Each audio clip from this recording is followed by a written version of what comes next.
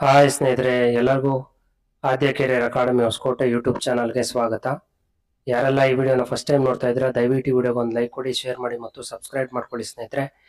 ಮತ್ತೆ ಯಾರೇನು bell icon on ಮಾಡ್ಕೊಂಡಿಲ್ಲ ದಯವಿಟ್ಟು ಬೆಲ್ ಐಕಾನ್ ಆನ್ ಮಾಡ್ಕೊಳ್ಳಿ ಸ್ನೇಹಿತರೆ. ನಮ್ಮ ಒಂದು ಯೂಟ್ಯೂಬ್ ಚಾನಲಲ್ಲಿ ನಿಮಗೆ KSETಗೆ ಯೂಸ್ ಆಗ್ತಕ್ಕಂಥ ಎಲ್ಲ ವಿಡಿಯೋಗಳು ಕೂಡ ಪೇಪರ್ 1ನಲ್ಲಿ ಇರ್ತಕ್ಕಂಥ ಎಲ್ಲ ವಿಡಿಯೋಗಳು ನಿಮಗೆ ಲಭ್ಯ ಇರುತ್ತೆ ಸ್ನೇಹಿತರೆ. ಮತ್ತೆ ನೆಟ್ಗೂ ಯೂಸ್ ಆಗ್ತಕ್ಕಂಥ ವಿಡಿಯೋಸ್ಗಳು ಲಭ್ಯ ಇರುತ್ತೆ ಸ್ನೇಹಿತರೆ. ಮತ್ತೆ ಟೆಟ್ಗೆ ಯೂಸ್ ಆಗ್ತಕ್ಕಂಥ ವಿಡಿಯೋಸ್ ಕೂಡ ಲಭ್ಯ ಇರುತ್ತೆ ಸ್ನೇಹಿತರೆ. ಈ ಒಂದು ಚಾನಲಲ್ಲಿ ಎಲ್ಲರೂ ಕೂಡ ಯೂಸ್ ಮಾಡ್ಕೊಳ್ಳಿ. ಮತ್ತೆ ಇನ್ನೊಂದು ಇಂಪಾರ್ಟೆಂಟ್ ವಿಷಯ ಏನಪ್ಪಾ ಅಂತಂದ್ರೆ, ಕಾಂಪಿಟೇಟಿವ್ ಎಕ್ಸಾಮ್ಸ್ಗಳಿಗೆ ಯಾರ್ಯಾರೆಲ್ಲ ಪ್ರಿಪೇರ್ ಆಗ್ತಾ ಇದ್ದೀರಾ ಅವ್ರಿಗೂ ಕೂಡ ಕರೆಂಟ್ ಅಫೇರ್ಸ್ನ ಒಂದು ಕಂಪ್ಲೀಟ್ ಒಂದು ಪ್ಯಾಕೇಜ್ ಸಿಗುತ್ತೆ ನಿಮಗೆ. ಆ ವಿಡಿಯೋ ಕೂಡ ಲಭ್ಯ ಇದೆ, 6 ಅವರ್ ಮ್ಯಾರಥಾನ್ ವಿಡಿಯೋ ಅಂತೇಳಿ. ಆ ವಿಡಿಯೋ ಕೂಡ ನೀವು ಯೂಸ್ ಮಾಡ್ಕೋಬಹುದು ಸ್ನೇಹಿತರೆ. ಬನ್ನಿ ಸ್ನೇಹಿತರೆ, ಹೆಚ್ಚು ಸಮಯ ವ್ಯರ್ಥ ಮಾಡದೆ ನಾವು ಡೈರೆಕ್ಟ್ ಆಗಿ ಕಂಟೆಂಟ್ಗೆ ಮೂವ್ ಆಗೋಣ. ಈ ಒಂದು ಕ್ಲಾಸಲ್ಲಿ ನಾವು ಕಮ್ಯುನಿಕೇಶನ್ ಅಂತಕ್ಕಂಥ ಒಂದು ಯೂನಿಟ್ ಅಂದರೆ ಯೂನಿಟ್ ನಂಬರ್ 4 ನಿಮಗೆಲ್ಲ ಪೇಪರ್ 1ನಲ್ಲಿ ನೆಟ್ಟು ಸ್ಲೆಟ್ ಅಲ್ಲಿ ಇರ್ತಕ್ಕಂಥ ಪೇಪರ್ 1ನಲ್ಲಿ ಯೂನಿಟ್ ನಂಬರ್ 4 ಅದು ಕಮ್ಯುನಿಕೇಶನ್ ಅಂತಕ್ಕಂಥ ಒಂದು ಯೂನಿಟ್ ಬಗ್ಗೆ ಚರ್ಚೆ ಮಾಡ್ತಾ ಹೋಗೋಣ ಸ್ನೇಹಿತರೆ. ಯಾರೆಲ್ಲ ಈ ಪ್ರೀವಿಯಸ್ ವಿಡಿಯೋಸ್ ನೋಡಿಲ್ಲ ಅವರು ದಯವಿಟ್ಟು ಪ್ರೀವಿಯಸ್ ವಿಡಿಯೋಸ್ ನೋಡಿ.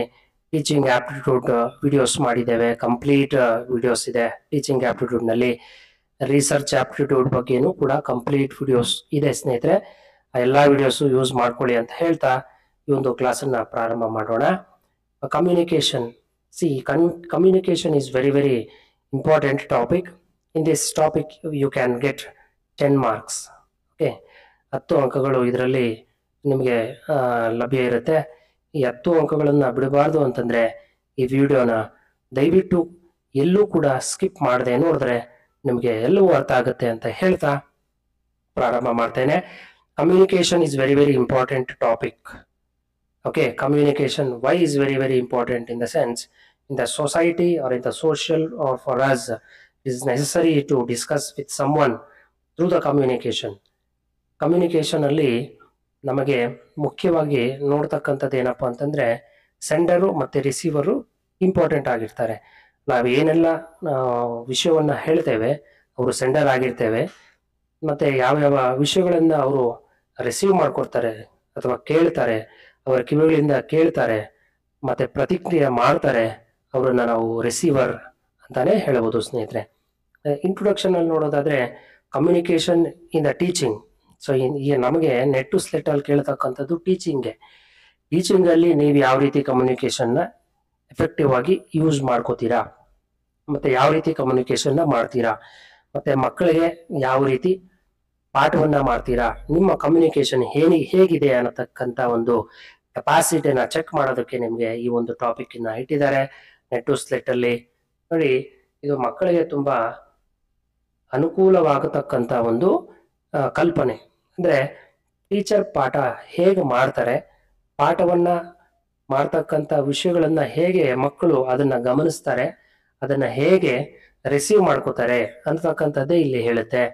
Teaching is one of the important communication process. Teaching ನಲ್ಲಿ ಕಮ್ಯುನಿಕೇಶನ್ ಕೂಡ ತುಂಬಾ ಇಂಪಾರ್ಟೆಂಟ್ ಆಗಿರುತ್ತೆ.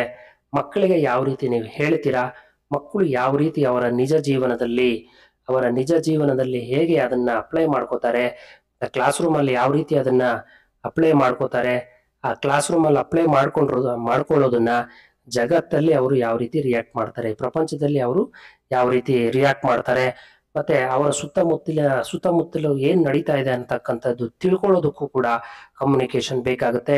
ಇವೆಲ್ಲವೂ ಕೂಡ ಟೀಚರ್ನ ಒಂದು ರೋಲ್ ಮತ್ತೆ ರೆಸ್ಪಾನ್ಸಿಬಿಲಿಟಿ ಆಗಿರುತ್ತೆ. ಮಕ್ಕಳಿಗೆ ಕಮ್ಯುನಿಕೇಶನ್ ಅಂತಕ್ಕಂಥದ್ದು ಅರ್ಥ ಮಾಡಿಸ್ತಕ್ಕಂಥದ್ದು, ಚೆನ್ನಾಗಿ ಒಂದು ಪರಿಣಿತವಾಗಿ ಪಾಠವನ್ನ ಮಾಡ್ತಕ್ಕಂಥದ್ದು ಅವರಿಗೆ ಮುಖ್ಯವಾಗಿ ಕಾಣಸಿಗುತ್ತೆ ಸ್ನೇಹಿತರೆ. ದ ಮೀನಿಂಗ್ ಆಫ್ ಕಮ್ಯುನಿಕೇಶನ್ ಅಂತ ನೋಡೋದಾದ್ರೆ, communication is exchange of ideas. ನಮ್ಮ ಐಡಿಯಾಗಳೇನಿದೆ ಅದನ್ನ ನಾವು ಇನ್ನೊಬ್ಬರ ಬಳಿ ಎಕ್ಸ್ಚೇಂಜ್ ಮಾಡ್ತೀವಿ. ಅದು ಎಕ್ಸ್ಚೇಂಜ್ ಮಾಡ್ತಕ್ಕಂಥ ಒಂದು ವಿಧಾನ ಯಾರ ಬಳಿ ನಾವು ಎಕ್ಸ್ಚೇಂಜ್ ಮಾಡ್ತೀವಿ ಅಂತಂದ್ರೆ, 2 persons ಆಗಿರ್ಬೋದು, 2 ವ್ಯಕ್ತಿಗಳಾಗಿರ್ಬೋದು, ಅಥವಾ ಒಂದು ಗುಂಪಿನ ನಡುವೆ ಆಗಿರ್ಬೋದು. ಅದನ್ನ ನಾವು ಯಾವ ರೀತಿ ಎಕ್ಸ್ಪ್ರೆಸ್ ಮಾಡ್ತೀವಿ, ಯಾವ ರೀತಿ ಹೇಳ್ತೀವಿ ಅಂತಂದ್ರೆ ಸೈನ್ಸ್ ಮುಖಾಂತರ, ಅಂದ್ರೆ ಸನ್ನೆಗಳ ಮುಖಾಂತರ, ಸನ್ನೆಗಳ ಮುಖಾಂತರ, ಎಕ್ಸ್ಪ್ರೆಷನ್ಸ್ ಕೊಡೋದ್ರ ಮುಖಾಂತರ, utterances, gestures, sound, noises are the silent form of languages used by the human beings. ಅಂದ್ರೆ ಒಬ್ಬ ಮನುಷ್ಯ ಒಂದು ತರಗತಿಯಲ್ಲಾಗಿರ್ಬೋದು ಅಥವಾ ಅವನ ಒಂದು ನಿಜ ಜೀವನದಲ್ಲಾಗಿರ್ಬೋದು, ಅವನ ಒಂದು ಚಿಹ್ನೆಗಳಾಗಿರ್ಬೋದು, ಅಭಿವ್ಯಕ್ತಿಗಳಾಗಿರ್ಬೋದು, ಉಚ್ಚಾರಣೆ ಆಗಿರ್ಬೋದು, ಓಕೆನಾ, ಗೆಸ್ಚರ್ಸ್ ಸನ್ನೆ ಅಂತಾನೆ ಹೇಳ್ಬೋದು ಇದನ್ನ, ಸೌಂಡ್ಸ್ ಶಬ್ದಗಳಾಗಿರ್ಬೋದು, ಇವೆಲ್ಲವೂ ಕೂಡ ಹೇಗೆ ಬೆಳೆಸ್ತಾನೆ ಒಂದು ಕಮ್ಯುನಿಕೇಶನ್ ಅಲ್ಲಿ, ಯಾರು ಒಬ್ಬ ಮನುಷ್ಯ ಅಥವಾ ಒಬ್ಬ ವ್ಯಕ್ತಿ ಇನ್ನೊಬ್ಬರ ಬಳಿ ಮಾತನಾಡ್ಬೇಕಾದ್ರೆ ಹೇಗೆ ಬೆಳೆಸ್ತಾನೆ ಅನ್ನಕತ್ತಂಥದ್ದು ಇಲ್ಲಿ ತುಂಬಾ ಇಂಪಾರ್ಟೆಂಟ್ ಆಗುತ್ತೆ. ಇದನ್ನೇ ನಾವು ಕಮ್ಯುನಿಕೇಶನ್ ಅಂತ ಹೇಳ್ಬೋದು ಸ್ನೇಹಿತರೆ. ಮತ್ತೆ ಇದರ ಒಂದು ವ್ಯಾಖ್ಯಾನ ಲೂಥರ್ ಮತ್ತೆ ಅರುಣ್ ಕುಮಾರ್ ಅವರು ಇಬ್ರು ಕೂಡ ಕೊಟ್ಟಿದ್ದಾರೆ. ಆ ಲೂಥರ್ ಅವರು ಏನ್ ಹೇಳ್ತಾರೆ ಅಂತಂದ್ರೆ, it is the transaction of commonly meaning full, it is A process that involves the exchange of behaviours. ನಮ್ಮ ನಡತೆಗಳು ಹೇಗಿರುತ್ತೆ, ನಡತೆಗಳನ್ನ ನಾವು ಅರ್ಥ ಮಾಡ್ಕೊಳ್ತಕ್ಕಂಥದ್ದು ಹೇಗೆ, ಇಲ್ಲಿ ವಿಚಾರ ವಿನಿಮಯಗಳು ಹೇಗೆ ಇರುತ್ತೆ, ಅವರ ಭಾವನೆಗಳು ಹೇಗಿರುತ್ತೆ, ಅವನ ನಡತೆಗಳು ಏನಿರುತ್ತೆ, ಇದು ಸಾಮಾನ್ಯವಾಗಿ ಪೂರ್ಣ ಅರ್ಥದ ಒಂದು ವ್ಯವಹಾರ ಆಗಿರುತ್ತೆ ಸ್ನೇಹಿತರೆ.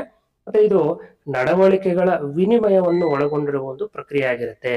ಇಲ್ಲಿ it's all depend upon the behaviours of the person, behaviours of the human, ಅಂದ್ರೆ ಹ್ಯೂಮನ್ ಬಿಹೇವಿಯರ್ಸ್ ಅಂತ ಹೇಳ್ತೀವಿ ನಾವು. ಅದನ್ನೇ ಲೂಥರ್ ಅವರು ಹೇಳ್ತಾರೆ. ಅಂಡ್ ಅರುಣ್ ಕುಮಾರ್ ಅವರು ಏನ್ ಹೇಳ್ತಾರೆ ಅಂತ ನೋಡೋಣ ಸ್ನೇಹಿತರೆ. Communication is A process of making A message understood. ಒಂದು ಮಾಹಿತಿ ಇನ್ನೊಬ್ಬರಿಗೆ ಅರ್ಥ ಆಗ್ಬೇಕು, ಮತ್ತೆ ಇನ್ನೊಬ್ಬರಿಗೆ ಸ್ಯಾಟಿಸ್ಫೈ ಆಗ್ಬೇಕು, ಮತ್ತೆ ಅವಶ್ಯಕತೆಗಳು ಮತ್ತೆ ಅವರ ಅಹಂ ಏನಿದೆ, ಈಗ ಅಂತಂದ್ರೆ ಅಹಂ, ಒಬ್ರು ರಿಸೀವ್ ಮಾಡ್ಕೊಳ್ತಕ್ಕಂತ ಒಬ್ಬ ವ್ಯಕ್ತಿ ಏನಿರ್ತಾರೆ, ಅವರ ಅವಶ್ಯಕತೆ ಮತ್ತೆ ಅವರ ಅಹಂ ಇಳಿಯೋ ಹಾಗೆ ನಾವು ಮಾತಾಡ್ಬೇಕಾಗತ್ತೆ. ಅಂದ್ರೆ ನಾವು ಮಾತನಾಡ್ತಕ್ಕಂತ ಒಂದು ವಿಷಯ ಇನ್ನೊಬ್ಬರಿಗೆ ಸಂಪೂರ್ಣವಾಗಿ ಅವರ ಅಗತ್ಯತೆಗಳಿಗೆ ಅನುಸಾರವಾಗಿ ಮತ್ತೆ ಅವರ ಅಹಂಗಳನ್ನ ಪೂರೈಸುವಂತಹ ಮೂಲಕ ಸಂದೇಶವನ್ನು ಅರ್ಥೈಸಿಕೊಳ್ಳುವ ಒಂದು ಪ್ರಕ್ರಿಯೆ ಆಗಿರುತ್ತೆ ಅಂತಾನೆ ಅರುಣ್ ಕುಮಾರ್ ಅವರು ಹೇಳ್ತಾರೆ ಸ್ನೇಹಿತರೆ. ಮತ್ತೆ ಸಿಂಪಲ್ ಆಗಿ ನಾವು ಹೇಳೋದಾದ್ರೆ, ಕಮ್ಯುನಿಕೇಶನ್ ಅಂತಕ್ಕಂಥದ್ದು it defines a process of transfer of information. ನಾವು ಒಂದು ಇನ್ಫಾರ್ಮೇಶನ್ ನಾವು ಟ್ರಾನ್ಸ್ಫರ್ ಮಾಡ್ತೀವಿ, ಇಬ್ಬರಿಗಾದ್ರೂ ಆಗಿರ್ಬೋದು ಅಥವಾ ಇಬ್ಬರಿಗಿಂತ ಹೆಚ್ಚು ವ್ಯಕ್ತಿಗಳಿಗಾದ್ರೂ ನಾವು ನಮ್ಮ ಒಂದು ಇನ್ಫಾರ್ಮೇಶನ್ ನಾವು ಇನ್ನೊಬ್ಬರಿಗೆ ನಾವು ಟ್ರಾನ್ಸ್ಫರ್ ಮಾಡ್ತೀವಿ, ಇನ್ನೊಬ್ಬರಿಗೆ ವರ್ಗಾವಣೆ ಮಾಡ್ತೀವಿ. ಹೇಗೆ ಅಂತಂದ್ರೆ ಅವ್ರಿಗೆ ಅರ್ಥ ಆಗುವ ರೀತಿ ನಾವು ವರ್ಗಾವಣೆ ಮಾಡ್ತಕ್ಕಂಥ ಒಂದು ಪ್ರಕ್ರಿಯೆ. Exchanging of information, transfer of information, exchanging of our ideas, methods, what ever the important things that we are exchanging to another person is called as a communication. Okay, ಅರ್ಥ ಆಗಿದೆ ಅಂತ ಭಾವಿಸ್ತಾ ಇದ್ದೇನೆ ಸ್ನೇಹಿತರೆ. ಮತ್ತೆ ವೆರಿ ಇಂಪಾರ್ಟೆಂಟ್ ಆಗಿರ್ತಕ್ಕಂಥ ಇನ್ನೊಂದು exam ಅಲ್ಲಿ ಕೇಳ್ತಕ್ಕಂಥ ಒಂದು ಕಾನ್ಸೆಪ್ಟ್ ಯಾವ್ದಪ್ಪ ಅಂತಂದ್ರೆ ಕ್ಯಾರೆಕ್ಟರಿಸ್ಟಿಕ್ಸ್ ಆಫ್ ಕಮ್ಯುನಿಕೇಶನ್ ಅಂತ. ಒಂದು ಸಂವಹನದ ಗುಣಲಕ್ಷಣಗಳು ಯಾವುವು ನೋಡಿ. ಅಟ್ಲೀಸ್ಟ್ ಇದರಲ್ಲಿ ನಮಗೆ 2 persons ಬೇಕಾಗಿರ್ತಾರೆ ಸ್ನೇಹಿತರೆ. ಓಕೆ, ಎರಡನೇ ಪಾಯಿಂಟ್ ನೋಡೋದಾದ್ರೆ ಸ್ನೇಹಿತರೆ, ಮೆಸೇಜ್ ಈಸ್ ಎ ಮಸ್ಟ್. ಅಂದ್ರೆ ಕಂಪಲ್ಸರಿಯಾಗಿ ಮಾಹಿತಿಯನ್ನು ಒಳಗೊಂಡಿರ್ತಕ್ಕಂಥ ಒಂದು ವಿಷಯ ಆಗಿರ್ಬೇಕು, ಸಂದೇಶಗಳು ಅತ್ಯಗತ್ಯವಾಗಿ ಇರಬೇಕು ಸ್ನೇಹಿತರೆ. Message is compulsory. ಯಾವುದೇ ಒಂದು ಕಮ್ಯುನಿಕೇಶನ್ ಮಾಡ್ಬೇಕಾದ್ರೆ ಮೆಸೇಜ್ ಇಸ್ ವೆರಿ ಇಂಪಾರ್ಟೆಂಟ್. ನಾವು ಮೆಸೇಜ್ ಇಲ್ಲದೆ ಏನು ಮಾತನಾಡೋದಕ್ಕಾಗೋದಿಲ್ಲ. ನಾವು ಮಾತನಾಡ್ತಕ್ಕಂಥ ಒಂದು ವಿಷಯದಲ್ಲಿ ಏನಾದ್ರೂ ಒಂದು ಮಾಹಿತಿಯನ್ನ ಇಟ್ಕೊಂಡು ನಾವು ಮಾತಾಡ್ಬೇಕಾಗತ್ತೆ. ಸುಮ್ನೆ ನಾವು ಚರ್ಚೆ ಮಾಡಬಾರ್ದು, ಯಾವುದೇ ಅನಗತ್ಯ ವಿಷಯಗಳನ್ನ ನಾವು ಚರ್ಚೆ ಮಾಡೋದಕ್ಕೆ ಹೋಗ್ಬಾರ್ದು ಸ್ನೇಹಿತರೆ. ಮತ್ತೆ communication may be written, oral, ಗೆಸ್ಚರಲ್. ನೋಡಿ, ಕಮ್ಯುನಿಕೇಶನ್ ಅಂತಕ್ಕಂಥದ್ದು ಲಿಖಿತವಾಗಾದ್ರೂ ಇರಬೇಕು, ಅಥವಾ ಮೌಖಿಕವಾಗಾದ್ರೂ ಇರಬೇಕು, ಅಥವಾ ಸನ್ನೆಗಳ ಮುಖಾಂತರ ಆದ್ರೂ ಇರಬೇಕು. ಈ ಕಮ್ಯುನಿಕೇಶನ್ ಅನ್ನೋದು ಈ 3 ಅಂಶಗಳನ್ನು ಒಳಗೊಂಡ ಒಂದು ಅಂಶವಾಗಿರುತ್ತೆ. Communication is a 2-way process ಅಲ್ವಾ. ಒಬ್ಬ ಸೆಂಡರ್ ಇರ್ತಾರೆ, ಮತ್ತೆ ಆ ಸೆಂಡರ್ ಆದ್ಮೇಲೆ ಇವರು ಕಂಟೆಂಟ್ ಅನ್ನ ಎನ್ಕೋಡ್ ಮಾಡ್ತಾರೆ.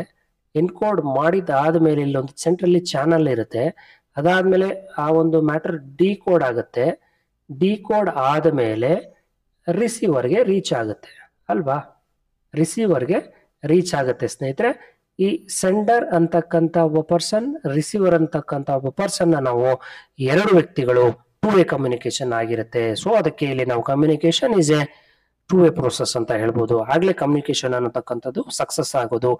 It is a primary purpose to motivate the response. ಅಂದ್ರೆ ಯಾವುದೇ ಒಂದು ಕಮ್ಯುನಿಕೇಶನ್ ಮಾಡಿದಾಗ ನಮಗೆ ರೆಸ್ಪಾನ್ಸ್ ಅಂತಕ್ಕಂಥದ್ದು ಮಾಡಬೇಕು, ಆ ರೀತಿ ನಾವು ಮಾತಾಡಬೇಕು, ನಮಗೆ ಇಮ್ಮಿಡಿಯೇಟ್ ರೆಸ್ಪಾನ್ಸ್ ಸಿಗಬೇಕು. ಅದೇ ಒಂದು ಪ್ರೈಮರಿ ಮೋಟಿವ್, ನಮ್ಮ ಪ್ರೈಮರಿ ಪರ್ಪಸ್ ಆಫ್ ಕಮ್ಯುನಿಕೇಶನ್ ಅಂತ ಹೇಳ್ಬೋದು. ಕಮ್ಯುನಿಕೇಶನ್ ಮಾಡ್ತಾ ಇದ್ದೀವಿ ಅಂತಂದ್ರೆ ಇನ್ನೊಬ್ಬ ವ್ಯಕ್ತಿ ನಮಗೆ ರಿಯಾಕ್ಟ್ ಮಾಡೋ ರೀತಿ ನಾವು ಮಾತನಾಡಬೇಕು. ಅಂದ್ರೆ ರಿಯಾಕ್ಟ್ ಅಂತಂದ್ರೆ ನಮಗೆ ಪ್ರತ್ಯುತ್ತರ ಅಥವಾ ಪ್ರತಿಕ್ರಿಯೆ ನೀಡುವ ರೀತಿ ನಾವು ಮಾತನಾಡಬೇಕು. ಹಾಗೆ ನಾವು ಪ್ರಚೋದನೆ ಮಾಡಬೇಕಾಗತ್ತೆ. Communication may be formal or informal, ಔಪಚಾರಿಕವಾದ್ರೂ ಆಗಾದ್ರೂ ಇರ್ಬೋದು, ಅನೌಪಚಾರಿಕವಾಗಾದ್ರೂ ಇರ್ಬೋದು. ಫಾರ್ ಎಕ್ಸಾಂಪಲ್ ಫಾರ್ಮಲ್ ಅಂತಂದ್ರೆ ಸ್ಟ್ರಿಕ್ಟ್ ಆಗಿ ನಾವು ರೂಲ್ಸ್ ಅಂಡ್ ರೆಗ್ಯುಲೇಷನ್ಸ್ ನಾವು ಫಾಲೋ ಮಾಡ್ತಾ ಮಾತನಾಡ್ತಕ್ಕಂಥದ್ದು, ಆರ್ಡರ್ಸ್ ಇರುತ್ತೆ, ಡಿಸಿಪ್ಲಿನ್ ಇರುತ್ತೆ, ಇದರಲ್ಲಿ ಪಾಲಿಸೀಸ್ ನಾವು ಮೇಂಟೈನ್ ಮಾಡಬೇಕಾಗತ್ತೆ, ಕೆಲವೊಂದು ಗೈಡ್ಲೈನ್ಸ್ ನಾವು ಮೇಂಟೈನ್ ಮಾಡಬೇಕಾಗತ್ತೆ, ಸ್ಟ್ರಿಕ್ಟ್ ರೂಲ್ಸ್ ನ ಫಾಲೋ ಮಾಡಬೇಕಾಗುತ್ತೆ. ಇದು ಫಾರ್ಮಲ್. ಇನ್ಫಾರ್ಮಲ್ ಅಂತಂದ್ರೆ ಓವರ್ ಆಲ್ ಆಗಿ ಪರ್ಸನಲ್ ಆಗಿ ಮಾತನಾಡ್ತಕ್ಕಂಥದ್ದು, ವೈಯಕ್ತಿಕವಾಗಿ ಮಾತನಾಡ್ತಕ್ಕಂಥದ್ದು. ಇದು ಕಂಪನಿಗಳಲ್ಲಿ ಆರ್ಗನೈಸೇಷನ್ಗಳಲ್ಲಿ ಇರುತ್ತೆ ಇನ್ಫಾರ್ಮಲ್ ಅಂತ. ಓಕೆನಾ, ಇನ್ಫಾರ್ಮಲ್ ಕಮ್ಯುನಿಕೇಶನ್ ಕೂಡ ಇರುತ್ತೆ. ಮತ್ತೆ ಕಮ್ಯುನಿಕೇಶನ್ ಅನ್ನತಕ್ಕಂಥದ್ದು ಯಾವ ರೀತಿ ಹರಿಯುತ್ತೆ, ಯಾವ ರೀತಿ ಫ್ಲೋ ಆಗುತ್ತೆ, ಅಪ್ವರ್ಡ್ ಆಗಿರ್ಬೋದು, ಡೌನ್ವರ್ಡ್ ಆಗಿರ್ಬೋದು, ಅಥವಾ ಸೈಡ್ ಟು ಸೈಡ್ ಆಗಿರ್ಬೋದು. ಅಪ್ವರ್ಡ್ ಅಂತಂದ್ರೆ ಕೆಳಗಿನ ಅಧಿಕಾರಿ, ಕೆಳ ಹಂತದ ಅಧಿಕಾರಿ ಏನ್ ಮಾಡ್ತಾನೆ, ಕೆಳ ಹಂತದ ಅಧಿಕಾರಿ ಉನ್ನತ ಹಂತದ ಅಧಿಕಾರಿಗೆ, ಉನ್ನತ ಹಂತದ ಅಧಿಕಾರಿ ಹತ್ರ ಮಾತನಾಡ್ತಕ್ಕಂಥದ್ದು ಅಪ್ವರ್ಡ್ ಅಂತ ಹೇಳ್ತೀವಿ. ಇನ್ನು ಡೌನ್ವರ್ಡ್ ಅಂತಂದ್ರೆ ಉನ್ನತ ಹಂತದ ಅಧಿಕಾರಿ ಏನ್ ಮಾಡ್ತಾರೆ, ಕೆಳ ಹಂತದ ಅಧಿಕಾರಿ ಹತ್ರ ಮಾತನಾಡ್ತಕ್ಕಂಥದ್ದು ಅಥವಾ ಸಂಭಾಷಣೆ ಮಾಡ್ತಕ್ಕಂಥದ್ದು ಡೌನ್ವರ್ಡ್ ಅಂತ ಹೇಳ್ತೇವೆ. ಮತ್ತೆ ಈ ಸೈಡ್ ಟು ಸೈಡ್ ಅಂತಂದ್ರೆ ಈ ಒಂದು ಆರ್ಗನೈಸೇಷನ್ ಅಲ್ಲಿ 3 ಹಂತಗಳಿರ್ತವೆ, ಉನ್ನತ ಹಂತ, ಮಧ್ಯಮ ಹಂತ, ಕೆಳ ಹಂತ ಅಂತ. ಈ 3 ಲೆವೆಲ್ ಅಲ್ಲೂ ಕೂಡ ಯಾರು ಬೇಕಾದ್ರೂ ಯಾರ ಹತ್ರ ಬೇಕಾದ್ರೂ ಮಾತನಾಡತಕ್ಕಂತ ಒಂದು ಮೆಥಡ್ ಅಂತ ಹೇಳ್ಬೋದು. ಯಾರು ಬೇಕಾದ್ರೂ ಯಾರ ಹತ್ರ ಆದ್ರೂ ಮಾತನಾಡ್ಬೋದು. ಈಗ ಕೆಳ ಹಂತದ ಅಧಿಕಾರಿ ಮೇಲಂತದ ಅಧಿಕಾರಿ ಹತ್ರ ಮಾತನಾಡ್ಬೋದು, ಇಲ್ಲ ಬೇರೆ ಒಂದು ಡಿಪಾರ್ಟ್ಮೆಂಟ್ ನ ಒಂದು ಅಧಿಕಾರಿ ಹತ್ರ ಮಾತನಾಡ್ಬೋದು. ಸೊ ಈ ರೀತಿ ಸೈಡ್ ಟು ಸೈಡ್ ಮಾತನಾಡ್ಬೋದು. ಈ ಒಬ್ಬ ಮ್ಯಾನೇಜರ್ ಇನ್ನೊಬ್ಬ ಮ್ಯಾನೇಜರ್ ಹತ್ರ ಮಾತನಾಡೋದು, ಒಬ್ಬ ಅಸಿಸ್ಟೆಂಟ್ ಮ್ಯಾನೇಜರ್ ಇನ್ನೊಬ್ಬ ಅಸಿಸ್ಟೆಂಟ್ ಮ್ಯಾನೇಜರ್ ಹತ್ರ ಮಾತನಾಡ್ತಕ್ಕಂಥದ್ದು. ಇದೊಂದು ಡಿಪಾರ್ಟ್ಮೆಂಟ್ಸ್, ಇಲ್ಲೊಂದು ಡಿಪಾರ್ಟ್ಮೆಂಟ್ ಇರುತ್ತೆ, ಇಲ್ಲೊಂದು ಡಿಪಾರ್ಟ್ಮೆಂಟ್ ಇರುತ್ತೆ. ಈ 2 ಡಿಪಾರ್ಟ್ಮೆಂಟ್ಗಳಲ್ಲಿ ನಾವು ಚರ್ಚೆ ಮಾಡ್ತಕ್ಕಂಥದ್ದು ಸೈಡ್ ಟು ಸೈಡ್ ಅಂತ ಹೇಳ್ತೀವಿ ನಾವು ಇದನ್ನ. ಓಕೆನಾ. ಮತ್ತೆ ಈ ಕಮ್ಯುನಿಕೇಶನ್ ಅಂತಕ್ಕಂಥದ್ದು integral part of the process of the exchange ಅಂತ ಹೇಳ್ಬೋದು. ಅಂದ್ರೆ ಇದು ಒಂದು ವಿನಿಮಯ ಪ್ರಕ್ರಿಯೆಯ ಅವಿಭಾಜ್ಯ ಅಂಗವಾಗಿದೆ ಅಂತೇಳಿ. ಅಂದ್ರೆ ವಿನಿಮಯ ಪ್ರಕ್ರಿಯೆಯ ಅವಿಭಾಜ್ಯ ಅಂಗ ಅಂತಂದ್ರೆ, ವಿನಿಮಯ ಅಂತಂದ್ರೇನೆ ನಾವು ಸೆಂಡ್ ಮಾಡ್ತೀವಿ, ಅಲ್ಲಿಂದ ರಿಸೀವ್ ಮಾಡ್ಕೋತೀವಿ, ಇದೇ ಎಕ್ಸ್ಚೇಂಜ್ ಪ್ರೋಸೆಸ್ ಅಲ್ವಾ. ನಾವು ಇಲ್ಲಿಂದ ಇನ್ಫಾರ್ಮೇಶನ್ ಸೆಂಡ್ ಮಾಡ್ತೀವಿ, ಅವರು ನಮಗೆ ರಿಯಾಕ್ಟ್ ಮಾಡ್ತಾರೆ, ರಿಸೀವರ್ ನಮಗೆ ರಿಯಾಕ್ಟ್ ಮಾಡ್ತಾರೆ. ಇದನ್ನೇ ನಾವು ಎಕ್ಸ್ಚೇಂಜ್ ಪ್ರೋಸೆಸ್ ಅಂತೀವಿ. ಇದರ ಒಂದು ಭಾಗವೇ ಕಮ್ಯುನಿಕೇಶನ್ ಅಂತಾನೆ ಹೇಳ್ಬೋದು. ಅವಿಭಾಜ್ಯ ಅಂಗ ಆಗಿದೆ ಕಮ್ಯುನಿಕೇಶನ್, ಒಂದು ಅವಿಭಾಜ್ಯ ಅಂಗ. ಎಕ್ಸ್ಚೇಂಜ್ ಮಾಡ್ತಿರೋಲ್ವಾ, ಇನ್ಫಾರ್ಮೇಶನ್ ನಾವು ಎಕ್ಸ್ಚೇಂಜ್ ಮಾಡ್ತೀವಿ, ಇನ್ನೊಬ್ಬರಿಂದ ಮಾಹಿತಿಯನ್ನ ತಗೋತೀವಿ, ನಾವಿನ್ನೊಬ್ಬರಿಗೆ ಮಾಹಿತಿಯನ್ನ ಕೊಡ್ತೀವಿ. ಇದನ್ನೇ ನಾವು ಓವರ್ ಆಲ್ ಆಗಿ ಎಕ್ಸ್ಚೇಂಜ್ ಆಫ್ ಐಡಿಯಾಸ್ ಅಥವಾ ಪ್ರೋಸೆಸ್ ಅಂತ ಹೇಳ್ತೀವಿ. ಇದರ ಒಂದು ಅವಿಭಾಜ್ಯ ಅಂಗವೇ ಕಮ್ಯುನಿಕೇಶನ್ ಅಂತಾನೆ ಹೇಳ್ಬೋದು. ಮತ್ತೆ ಗುಡ್ ಕಮ್ಯುನಿಕೇಶನ್ ಅಪ್ರೋಚಸ್ ಅಂತ ಹೇಳಿ, ಅಂದ್ರೆ ಗುಡ್ ಕಮ್ಯುನಿಕೇಶನ್ ಅಪ್ರೋಚಸ್ ಅಂತಂದ್ರೇನೆ ಒಂದು ಕಮ್ಯುನಿಕೇಶನ್ ತುಂಬಾ ಒಳ್ಳೆ ಅಥವಾ ಉತ್ತಮ ರೀತಿಯಲ್ಲಿ ನಮಗೆ ಸಂವಹನ ಹೇಗಾಗುತ್ತೆ ಅಂತ ನೋಡೋಣ. ಮೊದಲನೇ point, listen to what people say. First ನೀವೇನ್ ಮಾಡಬೇಕು, ಜನರು ಹೇಳುವುದನ್ನ ಕೇಳಬೇಕು. ಫಸ್ಟ್ ಆಲಿಸಬೇಕು, ಕೇಳುವುದು, ಏನ್ ಹೇಳ್ತಾರೆ ಅದನ್ನ ಪೇಷನ್ಸ್ ಇಂದ ಕೇಳಬೇಕಾಗತ್ತೆ. ಇದು ಮೊದಲನೇ ಪಾಯಿಂಟ್. ಆಗ್ಲೇನೆ ಒಂದು ಗುಡ್ ಕಮ್ಯುನಿಕೇಶನ್ ಅಂತಾನೆ ಹೇಳ್ಬೋದು. ಅವ್ರು ಮಾತನಾಡ್ತಾ ಇದ್ರೆ ಇನ್ ಬಿಟ್ವೀನ್ ನಲ್ಲಿ ಚರ್ಚೆ ಮಾಡೋದು, ಇಂಟರಪ್ಟ್ ಮಾಡೋದು, ಡಿಸ್ಟರ್ಬ್ ಮಾಡೋದು ಇವೆಲ್ಲ ಮಾಡುವಾಗಿಲ್ಲ. ಎರಡನೇದೇನಪ್ಪಾ ಅಂತಂದ್ರೆ, invite questions and encourage interactions. Questions ಅನ್ನ ಅವ್ರು ಕೇಳಿ, ಮತ್ತೆ ಅವರ ಒಂದು ಇಂಟರಾಕ್ಷನ್ಸ್ ನ ನೀವು ಉತ್ತೇಜನ ಮಾಡಿ, ಅವರ ಸಂವಹನವನ್ನ ನೀವು ಪ್ರೋತ್ಸಾಹ ಕೊಡಿ. ಅವರ ಒಂದು ಸಂವಹನ ಏನಿರುತ್ತೆ ಆ ಒಂದು ಸಂವಹನವನ್ನ ನೀವು ಪ್ರೋತ್ಸಾಹಿಸಿ, ಎನ್ಕರೇಜ್ ಕೊಡಿ. ಅಂದ್ರೆ ಅವ್ರ ಹತ್ರ ಮಾತಾಡ್ಬೇಕಾದ್ರೆ ಅವ್ರು ಕ್ವಶನ್ಸ್ ಕೇಳ್ತೀರಾ, ಓಕೆ, ಆ ಕ್ವಶನ್ಸ್ ಕೇಳಿದಾದ್ಮೇಲೆ ಅವ್ರ ಆನ್ಸರ್ಸ್ ಕೊಡ್ತಾರೆ, ಅದನ್ನ ಎನ್ಕರೇಜ್ ಮಾಡ್ಬೇಕಾಗತ್ತೆ. ಅವ್ರ ಆನ್ಸರ್ಸ್ ಕೊಟ್ಟ ತಕ್ಷಣ ಏನ್ ಆನ್ಸರ್ ಕೊಟ್ಟಿದ್ದೀರಾ ನೀವು, ಇದು ಆನ್ಸರ್ ಕೊಟ್ಟಿರೋ ಚೆನ್ನಾಗಿಲ್ಲ, ತಪ್ಪು, ಇದು ನನಗೆ ಇಷ್ಟ ಆಗ್ಲಿಲ್ಲ, ನೀವು ಆನ್ಸರ್ ಕೊಡ್ತಾ ಇರೋದು ನನಗೂ ಇಷ್ಟ ಇಲ್ಲ, ಬೇರೆಯವ್ರಿಗೂ ಇಷ್ಟ ಆಗ್ಲಿಲ್ಲ, ಆ ರೀತಿ ನೀವು ಆನ್ಸರ್ ಮಾಡ್ತಾ ಇದ್ದೀರಾ. ಸೊ ಇದೆಲ್ಲ ಎನ್ಕರೇಜ್ಮೆಂಟ್ ಅಂದ್ರೆ ಡಿಸ್ಕರೇಜ್ಮೆಂಟ್ ಮಾಡೋಗಾಗ್ಬಿಡುತ್ತೆ. ಗುಡ್ ಕಮ್ಯುನಿಕೇಶನ್ ಅಂದ್ರೆ ಅವ್ರೇನಾದ್ರೂ ಹೇಳಿ ಅದನ್ನ ನೀವು ಪಾಸಿಟಿವ್ ಆಗಿ ರಿಸೀವ್ ಮಾಡ್ಕೊಂಡು ಆ ಒಂದು ಕಮ್ಯುನಿಕೇಶನ್ ನೀವು ಎನ್ಕರೇಜ್ ಮಾಡ್ಬೇಕಾಗುತ್ತೆ. ಅವ್ರು ಹೇಳಿರ್ತಕ್ಕಂಥ ಒಂದು ವಿಷಯವನ್ನ ಎನ್ಕರೇಜ್ ಮಾಡ್ತಕ್ಕಂಥದ್ದು. Be aware of people concern, ಜನರ ಬಗ್ಗೆ ಕಾಳಜಿ ಇರ್ಲಿ ಅಂತ ಹೇಳ್ಬೋದು ನಾವು. ಒಬ್ಬ ವ್ಯಕ್ತಿಯ ಮಾತನಾಡೋದನ್ನ ನಾವು ಕೇಳ್ತಾ ಅವರ ಬಗ್ಗೆ ನಾವು ಕಾಳಜಿಯನ್ನ ವಹಿಸ್ಬೇಕು. ಅವ್ರು ಏನು ಹೇಳ್ತಾ ಇದ್ದಾರೆ ಅದನ್ನ ಕೇಳ್ಬೇಕು. ನಾವು ಕ್ವಶನ್ ಕೇಳಿದಾಗ ಅಥವಾ ಅವ್ರ ಹತ್ರ ಮಾತನಾಡ್ತಾ ಇರ್ಬೇಕಾದ್ರೆ ನಾವು ಮಾತನಾಡಿದ್ದಾದ್ಮೇಲೆ ಅವ್ರು ಹೇಳೋದಕ್ಕೆ ಪ್ರಾರಂಭ ಮಾಡಿದ್ರೆ ಅದ್ರ ಬಗ್ಗೆ ನಾವು ಕಾಳಜಿಯಿಂದ ಕೇಳ್ಬೇಕಾಗುತ್ತೆ. ಅವ್ರೇನಾದ್ರು ಹೇಳ್ತಾ ಇದ್ರೆ ನಾವು ಬೇರೆ ಕಡೆ ನೋಡೋದು, ನಮ್ಮ ಕಿವಿಗಳನ್ನ ಕ್ಲೋಸ್ ಮಾಡ್ಕೊಳ್ಳೋದು, ಇಲ್ಲ ಬೇರೆ ಕಡೆ ಬೇರೆಯವ್ರನ್ನ ನೋಡ್ತಾ ಇರೋದು. So this is not the communication, good communication. Okay, understand the words concept that people commonly used. ಏನ್ ಹೇಳ್ತಾರೆ ವಿಷಯಗಳನ್ನ ಅದನ್ನ ನೀವು ಅರ್ಥ ಮಾಡ್ಕೊಳ್ಳೋದಕ್ಕೆ ಪ್ರಯತ್ನ ಮಾಡಬೇಕು. ಅದು ಒಂದು ಗುಡ್ ಕಮ್ಯುನಿಕೇಶನ್. ಅವ್ರು ಹೇಳೋದನ್ನ ನೀವು ಅರ್ಥ ಮಾಡ್ಕೋಬೇಕು. ಇದು ಪಾಯಿಂಟ್ ನಂಬರ್ 1. ಅದಾದ್ಮೇಲೆ ಅಪ್ರೋಪ್ರಿಯೇಟ್ ಲ್ಯಾಂಗ್ವೇಜ್ ಅನ್ನ ಬಳಸಬೇಕು. ನೀವು ಬಳಸ್ತಕ್ಕಂತ ಒಂದು ಭಾಷೆ ಸೂಕ್ತವಾದ ಭಾಷೆ, ಒಳ್ಳೆಯ ಭಾಷೆ ಆಗಿರ್ಲಿ, ಅಪ್ರೋಪ್ರಿಯೇಟ್ ಲ್ಯಾಂಗ್ವೇಜ್ ಅಂತಾನೆ ಹೇಳ್ತೀವಿ. ಈಗಲೂ ಕೂಡ ಒಂದು ಗುಡ್ ಕಮ್ಯುನಿಕೇಶನ್ ನಾವು ನೋಡ್ಬೋದಾಗತ್ತೆ. ಮತ್ತೆ share idea and send information in ways that help people understand and correct the misunderstandings. ನೋಡಿ, ನಿಮ್ಮ ಒಂದು ಅನಿಸಿಕೆಗಳೇನಿರುತ್ತೆ, ನಿಮ್ಮ ಐಡಿಯಾ ಏನಿರುತ್ತೆ, ನಿಮ್ಮ ಮಾಹಿತಿ ಏನಿರುತ್ತೆ ಅದನ್ನ ಬೇರೆಯವ್ರ ಹತ್ರ ಶೇರ್ ಮಾಡ್ಕೊಳ್ಳಿ. ಬೇರೆಯವ್ರ ಹತ್ರ ಶೇರ್ ಮಾಡ್ಕೊಂಡಾಗ ಅವ್ರು ಏನ್ ಹೇಳ್ತಾರೆ ಅದನ್ನ ನೀವು ಅರ್ಥ ಮಾಡ್ಕೊಳ್ಳಿ. ಅವ್ರು ಹೇಳೋದನ್ನ ನೀವು ಅರ್ಥ ಮಾಡ್ಕೊಳ್ಳಿ. ಮತ್ತೆ ಅರ್ಥ ಮಾಡ್ಕೊಂಡು ಮಿಸ್ಅಂಡರ್ಸ್ಟ್ಯಾಂಡಿಂಗ್ಸ್ ಏನಾದ್ರು ಬಂದ್ರೆ ಅದನ್ನ ಕರೆಕ್ಟ್ ಮಾಡಿ ಅಂತ ಪಾಯಿಂಟ್ ಇದು. ಓಕೆನಾ? ಜನರು ಅರ್ಥ ಮಾಡಿಕೊಳ್ಳಲು ಮತ್ತು ತಪ್ಪು ತಿಳುವಳಿಕೆಯನ್ನು ಸರಿಪಡಿಸಲು ಅವ್ರೇನಾದ್ರು ತಪ್ಪು ಹೇಳಿದ್ರೆ ಅದನ್ನ ಕರೆಕ್ಟ್ ಮಾಡಿ, ಪಾಸಿಟಿವ್ ಮ್ಯಾನರ್ ಆಗಿ ಕರೆಕ್ಟ್ ಮಾಡಿ. ಅದಕ್ಕೆ ಸಹಾಯ ಮಾಡ್ತಕ್ಕಂಥ ಒಂದು ಐಡಿಯಾಗಳನ್ನ ನೀವು ಕೊಡ್ಬೇಕಾಗತ್ತೆ, ಇನ್ಫಾರ್ಮೇಶನ್ ಕೊಡ್ಬೇಕಾಗತ್ತೆ. ಸೊ ಈಗ ಏನಾದ್ರು ಒಬ್ರು ಹೇಳ್ತಾ ಇದ್ದಾರೆ ಅಂತಂದ್ರೆ ಅವರ ಒಂದು ಹೇಳುವಿಕೆಯನ್ನ ಕೇಳಿ, ಈ ರೀತಿ ಅಲ್ಲ ಸರ್, ಈ ರೀತಿ ಆಗುತ್ತೆ, ಈ ರೀತಿ ಹೇಳ್ಬೋದು, ನೀವು ಈ ರೀತಿ ಮಾಡ್ಬೋದು, ಇದು ಪಾಸಿಟಿವ್ ಮ್ಯಾನರ್ ಆಗಿ ನೀವು ರೆಸ್ಪಾನ್ಸ್ ಮಾಡ್ಬೇಕಾಗತ್ತೆ ಸ್ನೇಹಿತರೆ. Build on what people already no. ಜನರು ಈಗಾಗಲೇ ತಿಳಿದಿರುವುದನ್ನ ನಿರ್ಮಿಸಿ. ನೀವು ಪಬ್ಲಿಕ್ಗೆ ಏನು ಗೊತ್ತಿರುತ್ತೆ ಅದನ್ನ ನೀವೇನ್ ಬೇಕು, ಸ್ಟ್ಯಾಂಡ್ ಆಗಿ ಬಿಲೀವ್ ಕೊಡ್ಬೇಕು. ಪಬ್ಲಿಕ್ಗೆ ಏನು ಗೊತ್ತಿರುತ್ತೆ ಆ ಗೊತ್ತಿರ್ತಕ್ಕಂಥ ವಿಷಯಗಳನ್ನ you have to stand, you have to build on proper manner. ಅವ್ರು ಹೇಳಿರೋದನ್ನ ಕರೆಕ್ಟ್ ಆಗಿ ಸ್ಟೇಬಲ್ ಮಾಡಿ, ಹೌದು ನೀವು ಹೇಳ್ತಾ ಇರೋದು ನಿಜ, ಹೌದು ಅಂತಾನೆ ಪಾಸಿಟಿವ್ ಆಗಿ ಹೇಳಿ, ಮತ್ತೆ ಅದಕ್ಕೆ ಪ್ರತ್ಯುತ್ತರವಾಗಿ ಕೊಡ್ಬೇಕಾಗತ್ತೆ ಪಾಸಿಟಿವ್ ಆಗಿ. ಮತ್ತೆ stick to the important points. ಪ್ರಮುಖ ಅಂಶಗಳನ್ನ ನೀವು ಏನ್ ಮಾಡ್ಬೇಕು, ಸ್ಟಿಕ್ ಮಾಡ್ಬೇಕು. ಪ್ರಮುಖ ಅಂಶಗಳಿಗೆ ನೀವು ಅಂಟ್ಕೋಬೇಕಾಗತ್ತೆ. ನಾವು ಚರ್ಚೆ ಮಾಡ್ತಾ ಇರ್ಬೇಕಾರೆ, ನಾವು ಕಮ್ಯುನಿಕೇಶನ್ ಮಾಡ್ತಾ ಇರ್ಬೇಕಾರೆ ಇಂಪಾರ್ಟೆಂಟ್ ವಿಷಯಗಳನ್ನೇ ನಾವು ಚರ್ಚೆ ಮಾಡಬೇಕು. ಮತ್ತೆ ಅನವಶ್ಯಕವಲ್ಲದ ವಿಷಯಗಳನ್ನ ಚರ್ಚೆ ಮಾಡೋದಾಗ್ಲಿ, ಕೆಲಸಕ್ಕೆ ಬಾರದೇ ಇರತಕ್ಕಂಥ ವಿಷಯಗಳನ್ನ ಚರ್ಚೆ ಮಾಡೋದಾಗ್ಲಿ ಮಾಡೋ ಹಾಗಿಲ್ಲ. ಕಮ್ಯುನಿಕೇಶನ್ ಅಂತಂದ್ರೆ ಇಂಪಾರ್ಟೆಂಟ್ ಪಾಯಿಂಟ್ಸ್ ಬೇಸ್ಡ್ ಇಟ್ಕೊಂಡೇ ನಾವು ಮಾತಾಡ್ಬೇಕಾಗತ್ತೆ. Next, be specific about what action to take.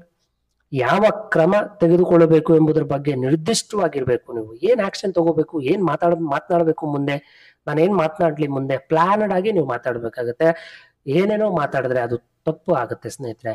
ಸಂವಹನದಲ್ಲಿ ನಾವು ಮಾತನಾಡ್ಬೇಕಾದ್ರೆ ಪ್ರೀ ಪ್ಲಾನ್ಡ್ ಆಗಿ ನಾವು ಮಾತಾಡ್ಬೇಕಾಗತ್ತೆ. ಈಗ ಫಾರ್ ಎಕ್ಸಾಂಪಲ್ ಒಂದು ವಿಡಿಯೋ ಮಾಡ್ಬೇಕಾದ್ರೆ ಯಾವುದೇ ಒಬ್ಬ ಯೂಟ್ಯೂಬರ್ ಅಥವಾ ಎಜುಕೇಟರ್ ಅಥವಾ ಮೆಂಟರ್ ಏನ್ ಮಾಡ್ತಾರೆ, ನಿಮಗೆ ಎಕ್ಸ್ಪ್ಲೇನ್ ಮಾಡೋದಕ್ಕಿಂತ ಮೊದಲು ಅವ್ರು ಪ್ರಿಪೇರ್ ಆಗ್ತಾರೆ. ಅವ್ರು ಪ್ರೀ ಪ್ಲಾನ್ ಮಾಡ್ಕೊಂಡು ಏನ್ ಮಾತಾಡ್ಬೇಕು, ಏನ್ ಮಾತನಾಡಬಹುದು ಅಂತ ಪ್ಲಾನ್ ಮಾಡ್ಕೊಂಡು ಆ ನಂತರ ಮಾತನಾಡ್ತಕ್ಕಂಥದ್ದು. ಡೈರೆಕ್ಟ್ ಆಗಿ ನಾನು ಏನೋ ಒಂದು ಹೇಳಬೇಕು ಅಂತಂದ್ರೆ ಅದು ನಿಮಗೂ ಇಷ್ಟ ಆಗಲ್ಲ, ನಮಗೂ ಸಮಾಧಾನ ಆಗಲ್ಲ. ಅದು ಒಂಥರ ಎಫೆಕ್ಟಿವ್ ಕ್ಲಾಸ್ ಅಂತಾನೆ ಅನ್ಸಲ್ಲ ಸ್ನೇಹಿತರೆ. ಮತ್ತೆ ಪೀಪಲ್ನ ಮೋಟಿವೇಟ್ ಮಾಡಿ, ಜನರನ್ನ ನೀವು ಪ್ರೇರೇಪಿಸಿ. ಒಂದು ಕಮ್ಯುನಿಕೇಶನ್ ಮಾಡಬೇಕು ಅಂತಂದ್ರೆ ಒಬ್ರು ಇನ್ನೊಬ್ರು ಕೇಳೋ ಹಾಗೆ ನೀವು ಮಾಡ್ಬೇಕು ಅವ್ರನ್ನ. That is very very important. ಈಗ ನಾನು ಪಾಠ ಮಾಡ್ತಾ ಇದ್ದೀನಿ, ಕೆಲವ್ರಿಗೆ ನಾನು ಪಾಠ ಮಾಡ್ತಕ್ಕಂಥದ್ದು ಇಷ್ಟ ಆಗ್ಬೋದು, ಕೆಲವ್ರಿಗೆ ಇಷ್ಟ ಆಗದೇಲೂ ಇರ್ಬೋದು. ಬಟ್ ನಾನು ಪಾಠ ಮಾಡ್ತಕ್ಕಂಥದ್ದು ಒಂದು 1000 ಜನದಲ್ಲಿ 50 ಜನಗಾದ್ರೂ ಇಷ್ಟ ಆಗ್ಬೋದು ಅಂತಕ್ಕಂಥದ್ದು. ನಾನು ನಿಮಗೆ ಅರ್ಥ ಆಗೋ ರೀತಿ ಮಾತನಾಡ್ಬೇಕು, ಆಗ್ಲೇನೆ ನಿಮ್ಗೆ ಇಷ್ಟ ಆಗ್ತಕ್ಕಂಥದ್ದು. ಮತ್ತೆ ನೀವು ಕೇಳೋ ತರ ನಾನು ಪಾಠ ಮಾಡ್ಬೇಕು. ಏನೇನೋ ಮಾತನಾಡೋದು, ನಿಮಗೆ ಇಷ್ಟ ಆಗದೆ ಇರೋ ಟಾಪಿಕ್ಗಳನ್ನೆಲ್ಲ ಔಟ್ ಆಫ್ ಸಿಲೆಬಸ್ನೆಲ್ಲ ಮಾತನಾಡೋದು, ಇದೆಲ್ಲ ಮಾಡಿದ್ರೆ ಯಾರು ಇಂಟ್ರೆಸ್ಟ್ ಆಗಿ ಕೇಳೋದಿಲ್ಲ. ಇಮಿಡಿಯೇಟ್ಲಿ ಯೂಟ್ಯೂಬ್ನ ಆಫ್ ಮಾಡಿ ಆರಾಮಾಗಿ ಬೇರೆ ಕೆಲಸ ನೋಡ್ಕೋತೀರಾ ನೀವು. ಸೊ ನಿಮಗೆ ಮೋಟಿವ್ ಮಾಡ್ತಕ್ಕಂಥ ಕೆಲಸ ನಾನು ಮಾಡಬೇಕು, ನಾನ್ ಮಾತನಾಡ್ತಕ್ಕಂಥ ವಿಷಯ ನಿಮ್ಗೆ ಅರ್ಥ ಆಗೋದ್ರ ರೀತಿ ನಾನು ಮಾತನಾಡ್ಬೇಕು, ಮತ್ತೆ ನೀವು ಪದೇ ಪದೇ ಆ ವಿಡಿಯೋನ ನೋಡ್ಬೇಕು, ಆ ರೀತಿ ನಾನು ಮಾತನಾಡ್ಬೇಕು. ಈ ರೀತಿ ಸ್ನೇಹಿತರೆ ಕಮ್ಯುನಿಕೇಶನ್ ತುಂಬಾ ಇಂಪಾರ್ಟೆಂಟ್ ಆಗುತ್ತೆ ನಮ್ಮ ರಿಯಲ್ ಲೈಫಲ್ಲೂ ಕೂಡ ಮತ್ತೆ ಟೀಚಿಂಗ್ ಲೈಫಲ್ಲೂ ಕೂಡ. ಮತ್ತೆ ಟೈಪ್ಸ್ ಆಫ್ ಕಮ್ಯುನಿಕೇಶನ್, ಇದರಲ್ಲಿ ನಮಗೆ ಆನ್ ದಿ ಬೇಸಿಸ್ ಅಂತ ಹೇಳಿ ತುಂಬಾ ಬೇಸಿಸ್ಗಳಿದಾವೆ. ಆ ಎಲ್ಲಾ ಬೇಸಿಸ್ಗಳು ಚರ್ಚೆ ಮಾಡೋಣ. ಮೊದಲನೇದು on the basis of number of participants. ಮೊದಲನೇದು on the basis of number of participants ಅಂದ್ರೆ ಭಾಗವಹಿಸುವವರ ಸಂಖ್ಯೆಯ ಆಧಾರದ ಮೇಲೆ ನಾವು ಕೆಲವೊಂದು ವಿಧಗಳನ್ನ ನೋಡೋಣ. ಮೊದಲನೇದು ಇಂಟರ್ ಪರ್ಸನಲ್ ಕಮ್ಯುನಿಕೇಶನ್. ನೀವು ಆ ವರ್ಡ್ ಅನ್ನ ನೋಡಿದ ತಕ್ಷಣ ಅರ್ಥ ಮಾಡ್ಕೋಬೇಕು ಇಂಟರ್ ಪರ್ಸನಲ್ ಅಂತ. ಇಂಟರ್ ಪರ್ಸನಲ್ ಅಂತಂದ್ರೆ ನಾವು 2 or more ಪರ್ಸನ್ಸ್ ಜೊತೆ ನಾವು ಅಥವಾ 2 or more ಪೀಪಲ್ಸ್ ಜೊತೆ ನಾವು ರಿಲೇಶನ್ಶಿಪ್ ಬೆಳೆಸ್ಕೊಂಡು ನಮ್ಮ ಎಕ್ಸ್ಚೇಂಜ್, ನಮ್ಮ ಒಂದು ಐಡಿಯಾಸ್ ನಾವು, ನಮ್ಮ ಒಂದು ಇನ್ಫಾರ್ಮೇಶನ್ ಅನ್ನ ನಾವು ಶೇರ್ ಮಾಡ್ತಕ್ಕಂಥದ್ದು. We are exchanging the information or ideas between the 2 or more people's.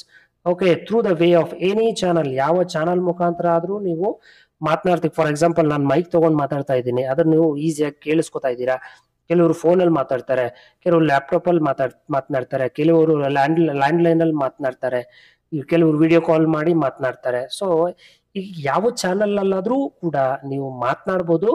That should be between 2 or more people, 2 ಅಥವಾ ಅದಕ್ಕಿಂತ ಹೆಚ್ಚು ಜನಗಳ ಮಧ್ಯೆ ಒಂದು ಸಂಬಂಧವನ್ನ ಬೆಳೆಸ್ಕೊಳ್ಳೋದಕ್ಕೆ ಮಾತನಾಡ್ತಕ್ಕಂಥ ಒಂದು ಕಮ್ಯುನಿಕೇಶನ್ ಇಂಟರ್ ಪರ್ಸನಲ್. ಈ ಇಂಟರ್ ಪರ್ಸನಲ್ಲಿ ಫೇಸ್ ಟು ಫೇಸ್ ಮಾತನಾಡ್ಬೋದು, ಆನ್ಲೈನ್ ಮಾತನಾಡ್ಬೋದು, ಓವರ್ ದ ಫೋನ್ ಮಾತನಾಡ್ಬೋದು, ಮತ್ತೆ ಇನ್ನಿತರ ಒಂದು ಸಾಧನಗಳಿಂದ ಕೂಡ ನೀವು ಮಾತನಾಡ್ಬೋದು ಸ್ನೇಹಿತರೆ. ಮತ್ತೆ ಇದರಲ್ಲಿ 3 ಅಂಶಗಳು ಕೂಡ ಇದಾವೆ. ಇಂಟರ್ ಪರ್ಸನಲ್ ಅಲ್ಲಿ 3 ಅಂಶಗಳು ಏನಪ್ಪಾ ಅಂತಂದ್ರೆ ಇನ್ಎಸ್ಕೇಪಬಲ್ ಅಂತ. ಇನ್ಎಸ್ಕೇಪಬಲ್ ಅಂತಂದ್ರೆ ತಪ್ಪಿಸಿಕೊಳ್ಳಲಾಗದು ಅಂತ. ಏನಿದು ತಪ್ಪಿಸಿಕೊಳ್ಳಲಾಗದು ಅಂತಂದ್ರೆ, ಈಗ ಫಾರ್ ಎಕ್ಸಾಂಪಲ್ ನೀವೇನಾದ್ರೂ ಒಂದು ಲ್ಯಾಂಗ್ವೇಜ್ ಅಥವಾ ಒಂದು ಭಾಷೆಯನ್ನ ಬಳಸಿದ್ರಿ ಅನ್ಕೊಳ್ಳಿ. ಫಾರ್ ಎಕ್ಸಾಂಪಲ್ ನಾವು ನಮ್ಮೊಳಗೆ ಕೆಲವು ಆಲೋಚನೆಗಳನ್ನ ಹಿಡಿದಿಟ್ಟುಕೊಂಡಾಗ ಮತ್ತು ಅದನ್ನು ಮೌಖಿಕವಾಗಿ ಹೊರ ಹಾಕದಿದ್ದರೂ ಸಹ ಅದು ಮನಸ್ಥಿತಿ, ವರ್ತನೆ ಅಥವಾ ದೇಹ ಭಾಷೆಯಂತಹ ಸಂವಹನದ ಇತರ ಅಮೌಖಿಕ ಅಂಶಗಳಲ್ಲಿ ರೂಪವನ್ನು ಪಡೆಯುತ್ತದೆ ಅಂತೇಳಿ. ಅಂದ್ರೆ ಫಾರ್ ಎಕ್ಸಾಂಪಲ್ ನಾವು ಯಾವುದೇ ಒಂದು ವಿಷಯವನ್ನ ಮಾತನಾಡಬೇಕು ಅಂತಂದ್ರೂ ಕೂಡ ಕೆಲವೊಂದು ಅಂಶಗಳು ನಮ್ಮಲ್ಲಿ ಇನ್ಸೈಡ್ ಆಫ್ ಅಸ್ ಯಾವುದೇ ಒಂದು ಭಾಷೆಯನ್ನ ಮಾತನಾಡೋದಕ್ಕೆ ಹೋಗ್ತೀವಿ, ಆ ಭಾಷೆ ಒಂದ್ಸಲ ಮಾತನಾಡ್ಬಿಟ್ರೆ ಅದು ಇನ್ನೊಬ್ಬರ ಮನಸ್ಸಲ್ಲಿ ಹೋಗಿ ಕುತ್ಕೊಂಡ್ಬಿಡುತ್ತೆ, ಅದು ಹೋಗೋದೇ ಇಲ್ಲ. Do not let it out verbally. ನಾವೇನಾದ್ರೂ ಒಬ್ಬರಿಗೆ ಹೇಳಿದ್ರೆ ಅದು ಅವ್ರ ಮೈಂಡ್ ಅಲ್ಲಿ ಹೋಗಿ ಫಿಕ್ಸ್ ಆಗೋಗುತ್ತೆ, ಅದು ಅವ್ರನ್ನ ಯಾವುದೇ ಕಾರಣಕ್ಕೂ ಮರೆಯಲ್ಲ. ಫಾರ್ ಎಕ್ಸಾಂಪಲ್ ಯಾವ್ದಾದ್ರು ಒಂದು ವಿಷಯಗಳಲ್ಲಿ ನಾವು ಯಾರಾದ್ರೂ ಕಠಿಣವಾಗಿ ಬೈದು ಬಿಟ್ರೆ ಅವ್ರು ಏನ್ ಮಾಡ್ತಾರೆ, ಆ ಮಾತನ್ನ ಮರೆಯೋದಿಲ್ಲ, ಅವ್ರ ಮನಸ್ಸಲ್ಲಿ ಅದು ಗಟ್ಟಿಯಾಗಿ ಕುತ್ಕೊಂಡ್ಬಿಡುತ್ತೆ. ಇದನ್ನೇ ನಾವು ಇನ್ಎಸ್ಕೇಪಬಲ್ ಅಂತ ಹೇಳೋದು. ಅದಕ್ಕೆ ನಾವು ತುಂಬಾ ಹುಷಾರವಾಗಿ, ತುಂಬಾ ಜಾಗರೂಕತೆಯಿಂದ ನಾವು ಭಾಷೆಯನ್ನ ಬಳಸಬೇಕು, ಇನ್ನೊಬ್ಬರ ಬಳಿ ಮಾತನಾಡಬೇಕು. ಅದು ಅವ್ರ ಮನಸ್ಸಲ್ಲಿ ಹಾಗೆ ಕುತ್ಕೊಂಡ್ಬಿಡುತ್ತೆ. ಅದನ್ನೇ ನಾವು ಇಲ್ಲಿ ಕಮ್ಯುನಿಕೇಶನ್ ಇನ್ಎಸ್ಕೇಪಬಲ್ ಅಂತ ಹೇಳೋದು. ಮತ್ತೆ ಇರ್ರಿವರ್ಸಬಲ್ ಅಂತಂದ್ರೆ ನೀವೇನ್ ಹೇಳಿರ್ತೀರಾ, ನೀವೇನ್ ಮಾತನಾಡಿರ್ತೀರಾ ಇನ್ನೊಬ್ಬರಿಗೆ, that should not be taken back. ಅವ್ರ ಬಳಿ ಏನಾದ್ರು ಒಂದು ಹೇಳಿರ್ತೀರಾ, ಅದನ್ನ ನೀವು ಮತ್ತೆ ವಾಪಸ್ ತಗೊಳಕ್ ಆಗಲ್ಲ. ಹೇಳ್ಬಿಟ್ಟಿರ್ತೀರಲ್ವಾ, ಅದು ಅವ್ರ ಮೈಂಡ್ ಅಲ್ಲಿ ಹೋಗಿ ಕುತ್ಕೊಂಡ್ಬಿಟ್ಟಿರುತ್ತೆ. That should not be irreversible. ಮತ್ತೆ ವಾಪಸ್ ನಮಗ್ ಬರಲ್ಲ. ಅಥವಾ ನಿಮ್ಗೆ ಎಕ್ಸ್ಪೀರಿಯನ್ಸ್ ಆಗಿರುತ್ತೆ, ತುಂಬಾ ಜನದ ತರ ನೀವು ಮಾತನಾಡಿರ್ತೀರಾ, ಅಥವಾ ಜಗಳ ಆಡಿದಾಗ, ಅಥವಾ ನಿಮ್ಮ ಭಾವನೆಗಳನ್ನ ಬೇರೆಯವ್ರ ಹತ್ರ ವ್ಯಕ್ತಪಡಿಸಿದಾಗ ನೀವೇನಾದ್ರೂ ಒಂದು ಹೇಳಿರ್ತೀರಾ, ಅದನ್ನ ವಾಪಸ್ ಪಡೆಯಕ್ ಆಗಲ್ಲ ನೀವು. ನಾನು ಯಾವ್ದಾದ್ರು ಒಂದು ವಿಷಯನ ಹೇಳಿ ಈ ಮಾತನ್ನ ನಾನು ವಾಪಸ್ ತಗೋತಾ ಇದ್ದೀನಿ ಅಂತ ಹೇಳ್ಬೋದೇ ವಿನಃ ಆ ಮಾತು ಮತ್ತೆ ಅದು ರಿವರ್ಸ್ ಆಗೋದಿಲ್ಲ. Okay, that is the communication. ಒಂದ್ಸಲ ಹೇಳ್ಬಿಟ್ರೆ ಮುಗೀತದು. ಅದನ್ನ ಮತ್ತೆ ನಾವು ಪುನಃ ನಾವು ಕ್ಯಾನ್ಸಲ್ ಮಾಡಕ್ಕಾಗಲ್ಲ. ಅದನ್ನ ಕ್ಯಾನ್ಸಲ್ ಮಾಡ್ಬೇಕು ಅಂತಂದ್ರೆ ಕಾಲವನ್ನೇ ನಾವು ಬದಲಾವಣೆ ಮಾಡ್ಬೇಕಾಗತ್ತೆ. ಸೊ ಈ ರೀತಿ ಇರ್ರಿವರ್ಸಿಬಲ್ ಅಂತಾನೆ ಹೇಳ್ಬೋದು ಸ್ನೇಹಿತರೆ. ಮತ್ತೆ ಇನ್ನೊಂದು ಅಂಶ ಕೂಡ ಇದೆ, ಕಾಂಪ್ಲೆಕ್ಸ್. ನೋಡಿ, ಈ ಇಂಟರ್ ಪರ್ಸನಲ್ ಅಂತಕ್ಕಂಥದ್ದೇ ಒಂದು ಕಾಂಪ್ಲೆಕ್ಸ್ ಕಮ್ಯುನಿಕೇಶನ್. ಕಾಂಪ್ಲೆಕ್ಸ್ ಅಂತಂದ್ರೆ ಒಂಥರ ಕಠಿಣ, ಒಂಥರ ಸಂಕೀರ್ಣ ಅಂತಾನೆ ಹೇಳ್ಬೋದು. ನೋಡಿ, there is a high chances of miscommunication between sender and receiver. High chances of miscommunication ಇರುತ್ತೆ. ಕೆಲವೊಂದ್ಸಲ ಕಳಿಸುವವರ ಮತ್ತು ಸ್ವೀಕರಿಸುವವರ ನಡುವೆ ತಪ್ಪು ಸಂವಹನದ ಹೆಚ್ಚಿನ ಅವಕಾಶ ಇರುತ್ತೆ. ತಪ್ಪು ಸಂವಹನ, ಮಿಸ್ಕಮ್ಯುನಿಕೇಶನ್. ಇವರೇನೋ ಬೇರೆ ಮಾತನಾಡ್ತಾರೆ, ಅವರು ಇನ್ನೊಂದು ಬೇರೆ ಮಾತನಾಡ್ಬಿಡ್ತಾರೆ. So high chances of miscommunication ಇರುತ್ತೆ, ಕಮ್ಯುನಿಕೇಶನ್ ಅಲ್ಲಿ ತಪ್ಪುಗಳು ನಡೀತಾ ಇರುತ್ತೆ. ಅದಕ್ಕೆ ಇಂಟರ್ಪರ್ಸನಲ್ ಅಂತಕ್ಕಂಥದ್ದು ಕಾಂಪ್ಲೆಕ್ಸ್. ಒಬ್ರು ಮಾತನಾಡೋದೇ ಬೇರೆ, 4-5 ಜನದ ಹತ್ರ ಮಾತನಾಡೋದೇ ಬೇರೆ, ಅದು ತುಂಬಾ ಡಿಫಿಕಲ್ಟ್ ಆಗಿರುತ್ತೆ. ಈಗ ಒಬ್ಬರು ನೀವು ಮನೇಲಿ ಕುತ್ಕೊಂಡು ಒಬ್ಬರೇ ಮಾತನಾಡೋದೇ ಒಂದೇ ರೀತಿ ಇರುತ್ತೆ. ಯಾವ್ದಾದ್ರು ಒಂದು ಇಂಪಾರ್ಟೆಂಟ್ ಕ್ಲಾಸ್ ಅಲ್ಲಿ ನೀವು ಮಾತನಾಡೋದಾಗ್ಲಿ, ಅಥವಾ ಸೆಮಿನಾರ್ ಕೊಡೋದಾಗ್ಲಿ, ಕಾನ್ಫರೆನ್ಸ್ ಅಲ್ಲಿ ಮಾತನಾಡೋದಾಗ್ಲಿ, ಇದೇ ಒಂದು ಡಿಫರೆಂಟ್ ಆಗಿ ಕಾಂಪ್ಲೆಕ್ಸ್ ಆಗಿರುತ್ತೆ. ಮತ್ತೆ ಕಂಟೆಕ್ಚುವಲ್ ಅಂತಂದ್ರೆ ಏನು? ಸಾಂದರ್ಭಿಕ ಅನುಸಾರವಾಗಿ ಅಂತಾನೆ ಹೇಳ್ಬೋದು. ಸಂದರ್ಭೋಚಿತ ಅಂತ ಹೇಳ್ತೀವಿ ನಾವು ಕನ್ನಡದಲ್ಲಿ. ಕಂಟೆಕ್ಸ್ಟುವಲ್ ಅಂತಂದ್ರೆ ಸಂದರ್ಭೋಚಿತ. ಬಟ್ ಈ ಸಂದರ್ಭವು ಒಂದು ರೀತಿಯ ಸಂವಹನದ ಅವಿಭಾಜ್ಯ ಅಂಗವಾಗಿರುತ್ತೆ ಸ್ನೇಹಿತರೆ. ಒಂದು ರೀತಿಯ ಅವಿಭಾಜ್ಯ ಅಂಗವೇ ಆಗಿರುತ್ತೆ. ಇದು ನಾವು ಸಿಚುವೇಶನ್ ಅಲ್ಲಿ, ಕೆಲವೊಂದು ಸಿಚುವೇಶನ್ ಅಲ್ಲಿ ಯಾವ ರೀತಿ ಮಾತನಾಡಬೇಕು, ವಾತಾವರಣದಲ್ಲಿ ಯಾವ ರೀತಿ ಮಾತನಾಡಬೇಕು, ಮತ್ತೆ ಸಂಬಂಧಗಳನ್ನ ಬೆಳೆಸ್ಕೊಳ್ಳೋದಕ್ಕೆ ಯಾವ ರೀತಿ ಮಾತನಾಡಬೇಕು. ಕಂಟೆಕ್ಚುವಲ್ ಅಂತಂದ್ರೆ ಸಂದರ್ಭೋಚಿತ, ಸಮಯ ಸಂದರ್ಭ ಅಂತಾನೆ ಇದೆ, ವರ್ಡಲ್ಲೇ ಇದೆ. ಕಂಟೆಕ್ಚುವಲ್ ಅಂತಂದ್ರೆ ನಾವು ಸಮಯ ಸಂದರ್ಭವನ್ನ ನೋಡ್ಕೊಂಡು ಮಾತನಾಡ್ಬೇಕಾಗತ್ತೆ. ನಾವು ಮಾತನಾಡ್ತಕ್ಕಂಥ ಭಾಷೆ ತುಂಬಾ ಜಾಗರೂಕತೆಯಿಂದ, ಎಲ್ಲಿ ಯಾವ ರೀತಿ ಮಾತನಾಡ್ಬೇಕು, ಯಾವ ಒಂದು ರೀತಿ ಸಂವಹನವನ್ನ ಬೆಳೆಸ್ಕೊಳ್ಳೋದಕ್ಕೆ ಮಾತನಾಡ್ಕೋಬೇಕು. ಸಂವಹನ ಬೆಳೆಸೋದಕ್ಕೆ ಮಾತನಾಡೋ ಭಾಷೆನೇ ಬೇರೆ, ಸಂಬಂಧವನ್ನ ತ್ಯಜಿಸೋದಕ್ಕೆ ಮಾತನಾಡೋ ಭಾಷೆನೇ ಬೇರೆ ಅಲ್ವಾ? ಸೊ ಈ ರೀತಿ ತುಂಬಾ ಕಂಟೆಕ್ಚುವಲ್ ಆಗಿ ನೀವು ಮಾತನಾಡೋದನ್ನ ಕಲ್ತಿರ್ಬೇಕು. ಅದು ಇಂಟರ್ಪರ್ಸನಲ್ ಒಳಗೊಂಡಿರುತ್ತೆ ಸ್ನೇಹಿತರೆ. ಎರಡನೇದು ಇಂಟ್ರಾಪರ್ಸನಲ್ ಕಮ್ಯುನಿಕೇಶನ್ ಅಂತಂದ್ರೆ ನಿಮಗೆ ನೀವೇ ಮಾತನಾಡ್ಕೊಳ್ತಕ್ಕಂಥದ್ದು. ಎಷ್ಟು ಈಸಿ ಇದೆ ಪಾಯಿಂಟ್ ಇದು. ಅದಕ್ಕೆ ನಾನು ಸಿಂಪಲ್ ಆಗಿ ಒಂದು ಹೈಲೈಟ್ ಮಾಡಿದೀನಿ ನಿಮ್ಗೆ. ವಿತ್ ಒನ್ ಸೆಲ್ಫ್ ಅಂದ್ರೆ ನಿಮ್ಮ ಬಳಿ ನೀವೇ ಮಾತನಾಡ್ಕೊಳ್ತಕ್ಕಂಥದ್ದನ್ನ ನಾವು ವೈಯಕ್ತಿಕ ಸಂವಹನ ಅಂತ ಹೇಳ್ತೀವಿ. ಈ ವೈಯಕ್ತಿಕ ಸಂವಹನದಲ್ಲಿ ತುಂಬಾ ಇಂಪಾರ್ಟೆಂಟ್ ಆಗಿರ್ತಕ್ಕಂಥ ವಿಷಯ ಏನಪ್ಪಾ ಅಂತಂದ್ರೆ, ನಿಮಗೆ ನೀವೇ ಥಾಟ್ಸ್ ಅಂದ್ರೆ ನಿಮ್ಮ ಭಾವನೆಗಳನ್ನ ವ್ಯಕ್ತ ಮಾಡ್ಕೊಳ್ಳೋದಾಗ್ಲಿ, ನಿಮ್ಮ ಆಲೋಚನೆಗಳನ್ನ ವ್ಯಕ್ತಪಡಿಸ್ಕೊಳ್ತಕ್ಕಂಥದ್ದಾಗ್ಲಿ, ನಿಮ್ಮ ಮೌಲ್ಯಗಳನ್ನ, ನಿಮ್ಮ ಅಸೆಸ್ಮೆಂಟ್ಸ್ ಅಂದ್ರೆ ಮೌಲ್ಯ ಮಾಪನ ಮಾಡ್ಕೊಳ್ತಕ್ಕಂಥದ್ದಾಗ್ಲಿ, ಚಿಂತನೆಗಳನ್ನ ಮಾಡ್ಕೊಳ್ತಕ್ಕಂಥದ್ದಾಗ್ಲಿ, ಭಾವನೆಗಳನ್ನ ವ್ಯಕ್ತಪಡಿಸ್ತಕ್ಕಂಥದ್ದಾಗ್ಲಿ, ಇವನ್ನ ಒಳಗೊಂಡಿರುತ್ತೆ ಸ್ನೇಹಿತರೆ. ಅದು ಹೇಗೆ ಒಳಗೊಂಡಿರುತ್ತೆ ಅಂದ್ರೆ, ಒನ್ಸ್ ಇನ್ನರ್ ಕಮ್ಯುನಿಕೇಶನ್. ನಿಮ್ಮ ಒಳಗಡೆನೆ ನಿಮ್ಮ ಮನಸ್ಸಿನಲ್ಲೇ ಇವೆಲ್ಲ ಕೂಡ ಓಡಾಡ್ತಾ ಇರುತ್ತೆ. ಥಾಟ್ಸ್ ಆಗಿರ್ಬೋದು, ಅಸೆಸ್ಮೆಂಟ್ ಆಗಿರ್ಬೋದು, ಕಾಂಪ್ಲಿಮೆಂಟೇಶನ್ಸ್ ಆಗಿರ್ಬೋದು, ಫೀಲಿಂಗ್ಸ್ ಆಗಿರ್ಬೋದು, ಇವೆಲ್ಲ ಕೂಡ ನಿಮ್ಮಲ್ಲಿ ನಿಮ್ಮ ಒಳಗಡೆನೆ ಓಡಾಡ್ತಾ ಇರುತ್ತೆ. ನಿಮಗೆ ನೀವೇನೆ ಕ್ವಶನ್ ಮಾಡ್ಕೋತಾ ಇರ್ತೀರಾ. ಕೆಲವೊಂದ್ಸಲ ಒಬ್ಬರೇ ಮಾತನಾಡ್ಕೊಳ್ತಕ್ಕಂಥ ರೂಢಿ ಕೂಡ ನಿಮಗಿರುತ್ತೆ. ಮನೇಲಿ ಕುತ್ಕೊಂಡು ಒಬ್ಬರೇ ಮಾತನಾಡ್ಕೊಳ್ತಾ ಇರ್ತೀರಾ, ನಿಮ್ಮ ಮನಸ್ಸಿನ ಜೊತೆ ಮಾತನಾಡ್ಕೊಳ್ತಾ ಇರ್ತೀರಾ. ಇದನ್ನ ಇಂಟ್ರಾಪರ್ಸನಲ್ ಅಂತಾನೆ ಹೇಳ್ಬೋದು ಸ್ನೇಹಿತರೆ. ಎಕ್ಸಾಮ್ ಅಲ್ಲಿ ಕೇಳಿದ್ರೆ ಹೇಳ್ಬೋದಾಗುತ್ತೆ, ನಿಮ್ಮ ಒಳಗಡೆನೆ ನೀವು ಮಾತನಾಡ್ಕೊಳ್ತಕ್ಕಂಥ with oneself which is done the communication is called as ಅಂತಂದ್ರೆ ಇಂಟ್ರಾಪರ್ಸನಲ್ ಕಮ್ಯುನಿಕೇಶನ್. ಇಂಟ್ರಾ ಕನ್ಫ್ಯೂಸ್ ಮಾಡ್ಕೋಬೇಡಿ.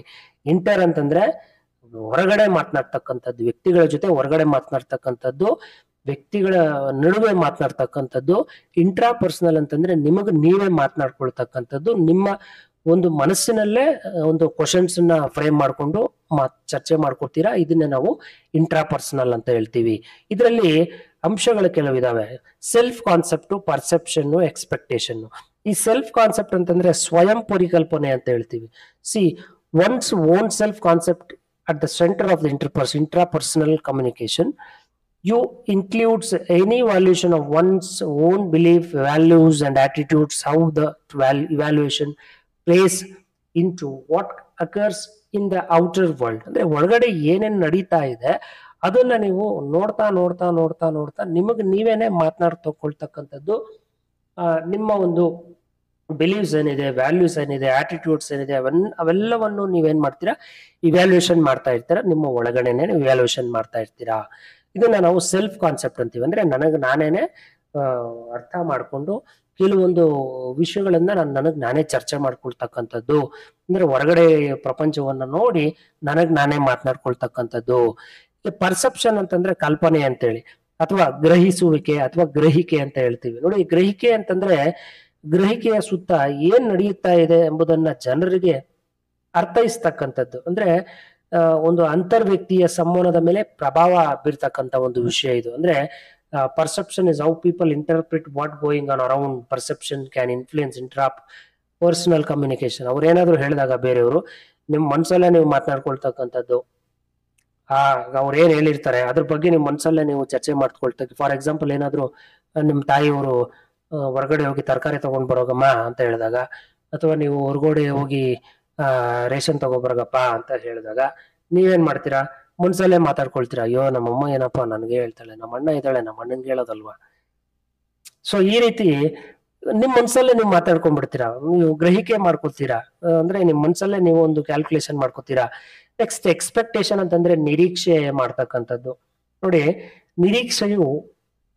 ನಿರೀಕ್ಷೆಯು ಒಬ್ಬರ ಸ್ವಂತ ಆತ್ಮದೊಂದಿಗೆ ಅಂತರ್ವ್ಯಕ್ತಿಯ ಸಂವಹನವನ್ನು ಆಧರಿಸಿದೆ ಮತ್ತು ಏನಾಯ್ತು ಅಂತ ಎಂಬುದರ ಗ್ರಹಿಕೆಗಳ ಆಧಾರದ ಮೇಲೆ ಏನಾಗುತ್ತದೆ ಎಂಬುದರ ಮುನ್ಸೂಚನೆಗಳು. ಅಂದ್ರೆ ಏನಾಗ್ಬೋದು ಫ್ಯೂಚರ್ ಅಲ್ಲಿ. ಫಾರ್ ಎಕ್ಸಾಂಪಲ್, ಈ ಕ್ರಿಕೆಟ್ ಆಡಕ್ ಹೋಗ್ಬೇಕು ಅಂತಂದ್ರೆ, ಕ್ರಿಕೆಟ್ ಅಲ್ಲಿ ಇವತ್ತು ನನಗೆ ಫಸ್ಟ್ ಬ್ಯಾಟಿಂಗ್ ಕೊಡ್ತಾರಾ, ಫಸ್ಟ್ ಬ್ಯಾಟಿಂಗ್ ಕೊಟ್ರೆ ನಾನು 50 ಹೊಡಿತೀನ, ಇಲ್ಲ 100 ಬಾರಿಸ್ತೀನ, ಇಲ್ಲ ಒಂದು 6 ಹೊಡಿತೀನ ಅಂತ ನೀವೇನ್ ಮಾಡ್ತೀರಾ, ಫ್ಯೂಚರ್ ಅಲ್ಲಿ ಎಕ್ಸ್ಪೆಕ್ಟೇಷನ್ ಇಟ್ಕೊಂಡೇ ಹೋಗ್ತಾ ಇರ್ತಾರೆ. ನಿಮ್ ಮನ್ಸಲ್ಲಿ ನೀವೇ ಮಾತನಾಡ್ಕೊಂಡು ಹೋಗೋದು. ಎಷ್ಟೋ ಸಲ ನೀವು ಮನ್ಸಲ್ಲಿ ಹೋಗಿ ಎಕ್ಸಾಮ್ ಅಟೆಂಡ್ ಮಾಡ್ತೀರಾ, ಎಕ್ಸಾಮ್ ಕೂತ್ಕೊಂಡು ನಾನು ಒಂದು 50 ಕ್ವಶನ್ಸ್ ಅಟೆಂಡ್ ಮಾಡ್ತೀನ, ಇಲ್ಲ 75 ಕ್ವಶನ್ಸ್ ಅಟೆಂಡ್ ಮಾಡ್ತೀನ, ಈ ರೀತಿ ಅವ್ರು ಚರ್ಚೆ ಮಾಡ್ಕೊಳ್ತಾ ಹೋಗ್ತಕ್ಕಂಥದ್ದನ್ನ ನಾವೇನ್ ಹೇಳ್ತೀವಿ, ಅವರಷ್ಟು ಅವರೇನೆ ಅವರಲ್ಲೇ ಒಂದು ಎಕ್ಸ್ಪೆಕ್ಟೇಷನ್ ಅಂತಕ್ಕಂಥದ್ದು ಇರುತ್ತೆ. ಅದನ್ನೇ ನಾವು ಎಕ್ಸ್ಪೆಕ್ಟೇಷನ್ ಅಂತ ಹೇಳ್ಬೋದು. ಸ್ನೇಹಿತರೆ, ಅರ್ಥ ಆಗಿದೆ ಅಂತ ಭಾವಿಸ್ತಾ ಇದ್ದೇನೆ. ಅರ್ಥ ಆಗದಿದ್ರೆ ದಯವಿಟ್ಟು ಕಮೆಂಟ್ ಸೆಕ್ಷನ್ ಅಲ್ಲಿ ಹಾಕಿ. ನಮ್ಮ ಒಂದು ಫೀಡ್ಬ್ಯಾಕ್ ಅನ್ನ ದಯವಿಟ್ಟು ಫೀಡ್ಬ್ಯಾಕ್ ಕೊಟ್ರೆ ನನಗೆ ಒಂದು ಚೇಂಜ್ ಮಾಡ್ಕೊಳ್ತಕ್ಕಂಥ ಅವಕಾಶ ಕೊಟ್ಟ ಹಾಗೆ. ನೀವು ನಾನು ಬದಲಾವಣೆ ಆಗ್ಬೇಕು ಅಂತಂದ್ರೆ ನೀವು ಫೀಡ್ಬ್ಯಾಕ್ ಕೊಟ್ರೆ ನನಗೆ ಗೊತ್ತಾಗೋದು ನಾನು ಈ ರೀತಿ ಬದಲಾವಣೆ ಮಾಡ್ಕೋಬೇಕು ನನ್ನ ಟೀಚಿಂಗ್ ಮೆಥಡ್ ಅಲ್ಲಿ ಅಂತ. Feedback is also very very important in the communication. ನೀವು ಮಾತನಾಡ್ಬೇಕಾದ್ರೆ ನೀವು ಒಂದು ಫೀಡ್ಬ್ಯಾಕ್ ಕೊಟ್ಟಾಗ್ಲೇನೆ ನನ್ಗೆ ಅರ್ಥ ಆಗುತ್ತೆ ನನ್ನ ಫಾಲ್ಟ್ಸ್, ಇಲ್ಲಾಂದ್ರೆ ನನಗೆ ಗೊತ್ತಾಗಲ್ಲ. ನೆಕ್ಸ್ಟ್, ಇಂಟ್ರಾ ಗ್ರೂಪ್ ಕಮ್ಯುನಿಕೇಶನ್ ಅಂದ್ರೆ ಇಬ್ರು ಜೊತೆ ಮಾತ್ರ ನೀವು ಮಾತನಾಡ್ತೀರಾ ಸ್ನೇಹಿತರೆ. ಇಬ್ರು ಜೊತೆ ಮಾತ್ರ, 2 ಇಂಡಿವಿಜುವಲ್ಸ್ ಜೊತೆ ಮಾತ್ರನೇ ನೀವು ಮಾತನಾಡ್ತಕ್ಕಂಥದ್ದು, ಅದನ್ನೇ intra group communication. Inter group communication ಅಂತಂದ್ರೆ ಇದು ಇಬ್ರು ಜೊತೆ ಅಲ್ಲ, 2 ಗ್ರೂಪ್ಗಳ ನಡುವೆ ನೀವು ಮಾತಾಡ್ತೀರಾ ಸ್ನೇಹಿತರೆ. 2 ಗುಂಪುಗಳ ನಡುವೆ ನೀವು ಮಾತನಾಡ್ತೀರಾ. ಫಾರ್ ಎಕ್ಸಾಂಪಲ್, ಇಲ್ಲೊಂದು ಯಾವುದೋ ಒಂದು ಸಂಸ್ಥೆ ಇದೆ, ABC ಕಂಪನಿ ಅಂತ ಒಂದಿದೆ, ಇಲ್ಲಿ XYZ ಕಂಪನಿ ಅಂತ ಒಂದಿದೆ. ಇವೆರಡೂ ಕೂಡ ಅಸೋಸಿಯೇಷನ್ಸ್, ಇವೆರಡೂ ಗ್ರೂಪ್ಸೇ. ಇವೆರಡರ ನಡುವೆ ಚರ್ಚೆ ಮಾಡ್ತಕ್ಕಂಥದ್ದು, ಕಮ್ಯುನಿಕೇಟ್ ಮಾಡ್ತಕ್ಕಂಥದ್ದು. ಬಟ್ ಇಲ್ಲ ಆಗಲ್ಲ. ನೀವೊಬ್ಬ ವ್ಯಕ್ತಿ ಇಲ್ಲಿದ್ದೀರಾ, ನೀವೇನ್ ಮಾಡ್ತೀರಾ, ಇಬ್ಬರು ಜೊತೆ ಚರ್ಚೆ ಮಾಡೋದು ಅಷ್ಟೇ. ಇಬ್ಬರು ವ್ಯಕ್ತಿಗಳ ಜೊತೆ, 2 ಇಂಡಿವಿಜುವಲ್ಸ್ ಜೊತೆ ನೀವು ಕಮ್ಯುನಿಕೇಟ್ ಮಾಡ್ತಕ್ಕಂಥದ್ದು intra group communication. Inter group communication ಅಂತಂದ್ರೆ ಒಂದು ಅಸೋಸಿಯೇಷನ್ ಅಲ್ಲಿ, ಒಂದು ಆರ್ಗನೈಸೇಷನ್ ಅಲ್ಲಿ, ಒಂದು ಆರ್ಗನೈಸೇಷನ್ ನ ಒಂದು ಕಮ್ಯುನಿಕೇಶನ್ ಆಗಿರುತ್ತೆ ಇದು. ಆ ಆರ್ಗನೈಸೇಷನ್ ಅಲ್ಲಿ 2 ಗ್ರೂಪ್ಸ್ ಇರುತ್ತೆ, ಆ 2 ಗ್ರೂಪ್ಸ್ ಜೊತೆ ನೀವು ಮಾತನಾಡ್ತಕ್ಕಂಥದ್ದು. ಮತ್ತೆ ಆರ್ಗನೈಸೇಷನ್ ಅಥವಾ ಇನ್ಸ್ಟಿಟ್ಯೂಷನಲ್ ಕಮ್ಯುನಿಕೇಶನ್ ಅಂತಂದ್ರೆ ಇದು ಬಿಸ್ನೆಸ್ ರಿಲೇಟೆಡ್ ಆಗಿರುತ್ತೆ. ಬಿಸ್ನೆಸ್ ಎಂಟರ್ಪ್ರೈಸಸ್ ಗಳ ಒಂದು ನಡುವೆ, ಸಂಸ್ಥೆಗಳ, ಇಲ್ಲಿ ನಾನು ಹೇಳಿದ್ನಲ್ಲ ಈ ಎಕ್ಸಾಂಪಲ್, ಇದಕ್ಕೂ ಅಪ್ಲೈ ಮಾಡ್ಕೋಬಹುದು ನೀವು. ಇಲ್ಲೊಂದು ಕಂಪನಿ ಇರುತ್ತೆ, ಇಲ್ಲೊಂದು ಕಂಪನಿ ಇರುತ್ತೆ, ಇಲ್ಲೊಂದು ಕಂಪನಿ ಇರುತ್ತೆ. ನೀವೇನ್ ಮಾಡ್ಬೋದು, ಯಾವ ಕಂಪನಿಗಳಲ್ಲಿ ಬೇಕಾದ್ರೂ ನೀವು ಚರ್ಚೆ ಮಾಡ್ಬೋದು. ಇದನ್ನೇ ನಾವು ಆರ್ಗನೈಸೇಷನಲ್ ಕಮ್ಯುನಿಕೇಶನ್ ಅಂತ ಹೇಳ್ತೀವಿ. ಇನ್ನು ಮಾಸ್ ಕಮ್ಯುನಿಕೇಶನ್ ಅಂತಂದ್ರೆ ಇದು ಲಾರ್ಜ್ ಗ್ರೂಪ್ ಅಲ್ಲಿ ನೀವು ಚರ್ಚೆ ಮಾಡ್ತಕ್ಕಂಥದ್ದು. ಸಮಾಜದಲ್ಲಿ, ಒಂದು ದೊಡ್ಡದಾದಂತಹ ಒಂದು ಸಮಾಜದಲ್ಲಿ, ಸೊಸೈಟಿಯಲ್ಲಿ ನೀವು ಚರ್ಚೆ ಮಾಡ್ತಕ್ಕಂಥದ್ದು. ಕಾನ್ಫರೆನ್ಸ್ ಹಾಲ್ ಅಲ್ಲ ಚರ್ಚೆ ಮಾಡೋದು ಇದು, without meeting them in a conference hall, ಅಥವಾ ಒಂದು ಮೀಟಿಂಗ್ ರೂಮ್ ಅಲ್ಲಿ ಚರ್ಚೆ ಮಾಡೋದಲ್ಲ ಇದು. ಮೀಟಿಂಗ್ ರೂಮ್ ಅಲ್ಲಿ ಒಂದು ಸಣ್ಣ ಪುಟ್ಟದಾದ ಒಂದು ರೂಮ್ ಅಲ್ಲಿ ಚರ್ಚೆ ಮಾಡೋದಲ್ಲ ಇದು.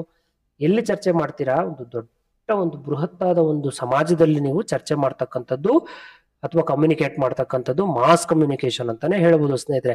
ಇನ್ನ ಪಬ್ಲಿಕ್ ಕಮ್ಯುನಿಕೇಶನ್ ಅಂತಂದ್ರೆ, ಪಬ್ಲಿಕ್ ಕಮ್ಯುನಿಕೇಶನ್ ಸಾರ್ವಜನಿಕವಾಗಿ, ಸಾರ್ವಜನಿಕರ ಒಡನೆ ನೀವು, ಸಾರ್ವಜನಿಕರ ಬಳಿ ನೀವು ಮಾತನಾಡ್ತಕ್ಕಂಥದ್ದು, ಸಾರ್ವಜನಿಕರ ಬಳಿ ಚರ್ಚೆ ಮಾಡ್ತಕ್ಕಂಥದ್ದು, ಸಾರ್ವಜನಿಕರಿಗೆ ಮಾಹಿತಿಯನ್ನ ಕೊಡ್ತಕ್ಕಂಥದ್ದು, ಅವ್ರಿಗೆ ಅಡ್ರೆಸ್ ಮಾಡ್ತಕ್ಕಂಥದ್ದು, ಅವ್ರಿಗೆ ಹೇಳ್ತಕ್ಕಂಥದ್ದು, ಇದನ್ನ ನಾವು ಪಬ್ಲಿಕ್ ಕಮ್ಯುನಿಕೇಶನ್ ಅಂತ ಹೇಳ್ತೀವಿ. ಪಬ್ಲಿಕ್ ಆಗಿ ನೀವು ಅನೌನ್ಸ್ ಮಾಡ್ತಕ್ಕಂಥದ್ದು, ಪಬ್ಲಿಕ್ಗೆ ನೀವು ಯಾವುದೇ ಒಂದು ಮಾಹಿತಿಯನ್ನ ರೀಚ್ ಮಾಡ್ತಕ್ಕಂಥದ್ದು, ಇದನ್ನ ನಾವು ಪಬ್ಲಿಕ್ ಕಮ್ಯುನಿಕೇಶನ್ ಅಂತ ಹೇಳ್ತೀವಿ. Next, on the basis of directions flow ಅಂತ ಹೇಳ್ತೀವಿ. ತುಂಬಾ ಈಸಿ ಸ್ನೇಹಿತರೆ, ಎಕ್ಸಾಮ್ ಅಲ್ಲಿ ಒಂದು ಕ್ವಶನ್ ಗ್ಯಾರಂಟಿ ಇರುತ್ತೆ.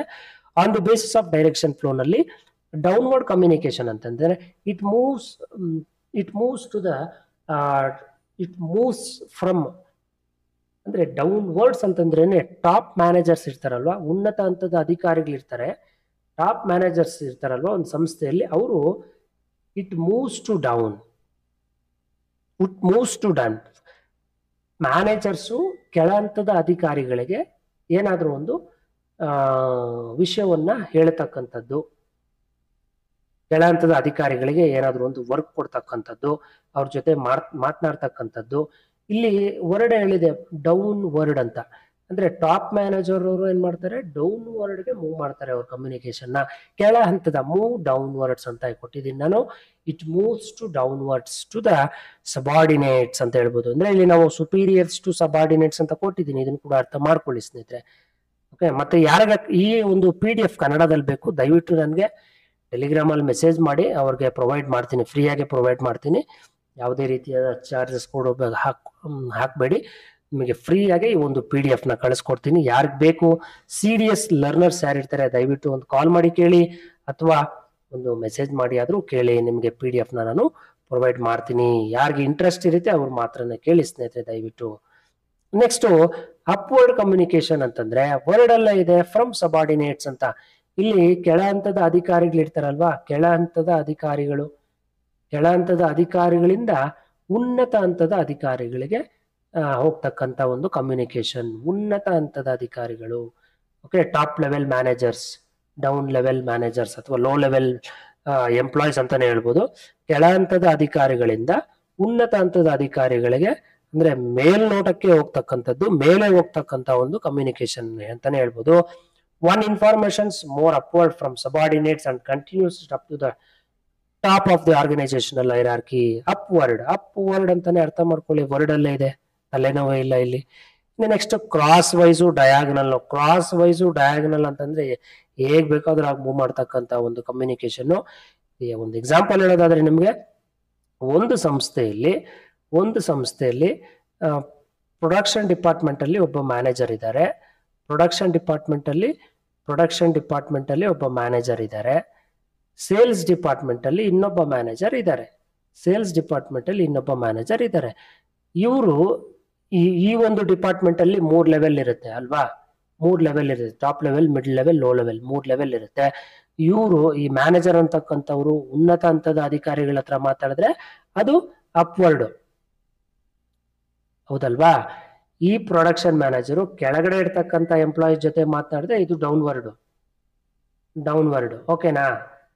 ಈ ಡಿಪಾರ್ಟ್ಮೆಂಟ್ ಪ್ರೊಡಕ್ಷನ್ ಮ್ಯಾನೇಜರು ಇನ್ನೊಂದು ಡಿಪಾರ್ಟ್ಮೆಂಟ್ ಪ್ರೊಡಕ್ಷನ್ ಮ್ಯಾನೇಜರ್ ಜೊತೆ ಮಾತನಾಡಿದಾಗ, ಅಥವಾ ಇನ್ನೊಂದು ಡಿಪಾರ್ಟ್ಮೆಂಟ್ ಒಬ್ಬ ಹೆಡ್ ಆಫ್ ದಿ ಡಿಪಾರ್ಟ್ಮೆಂಟ್ ಜೊತೆ ಮಾತನಾಡಿದಾಗ,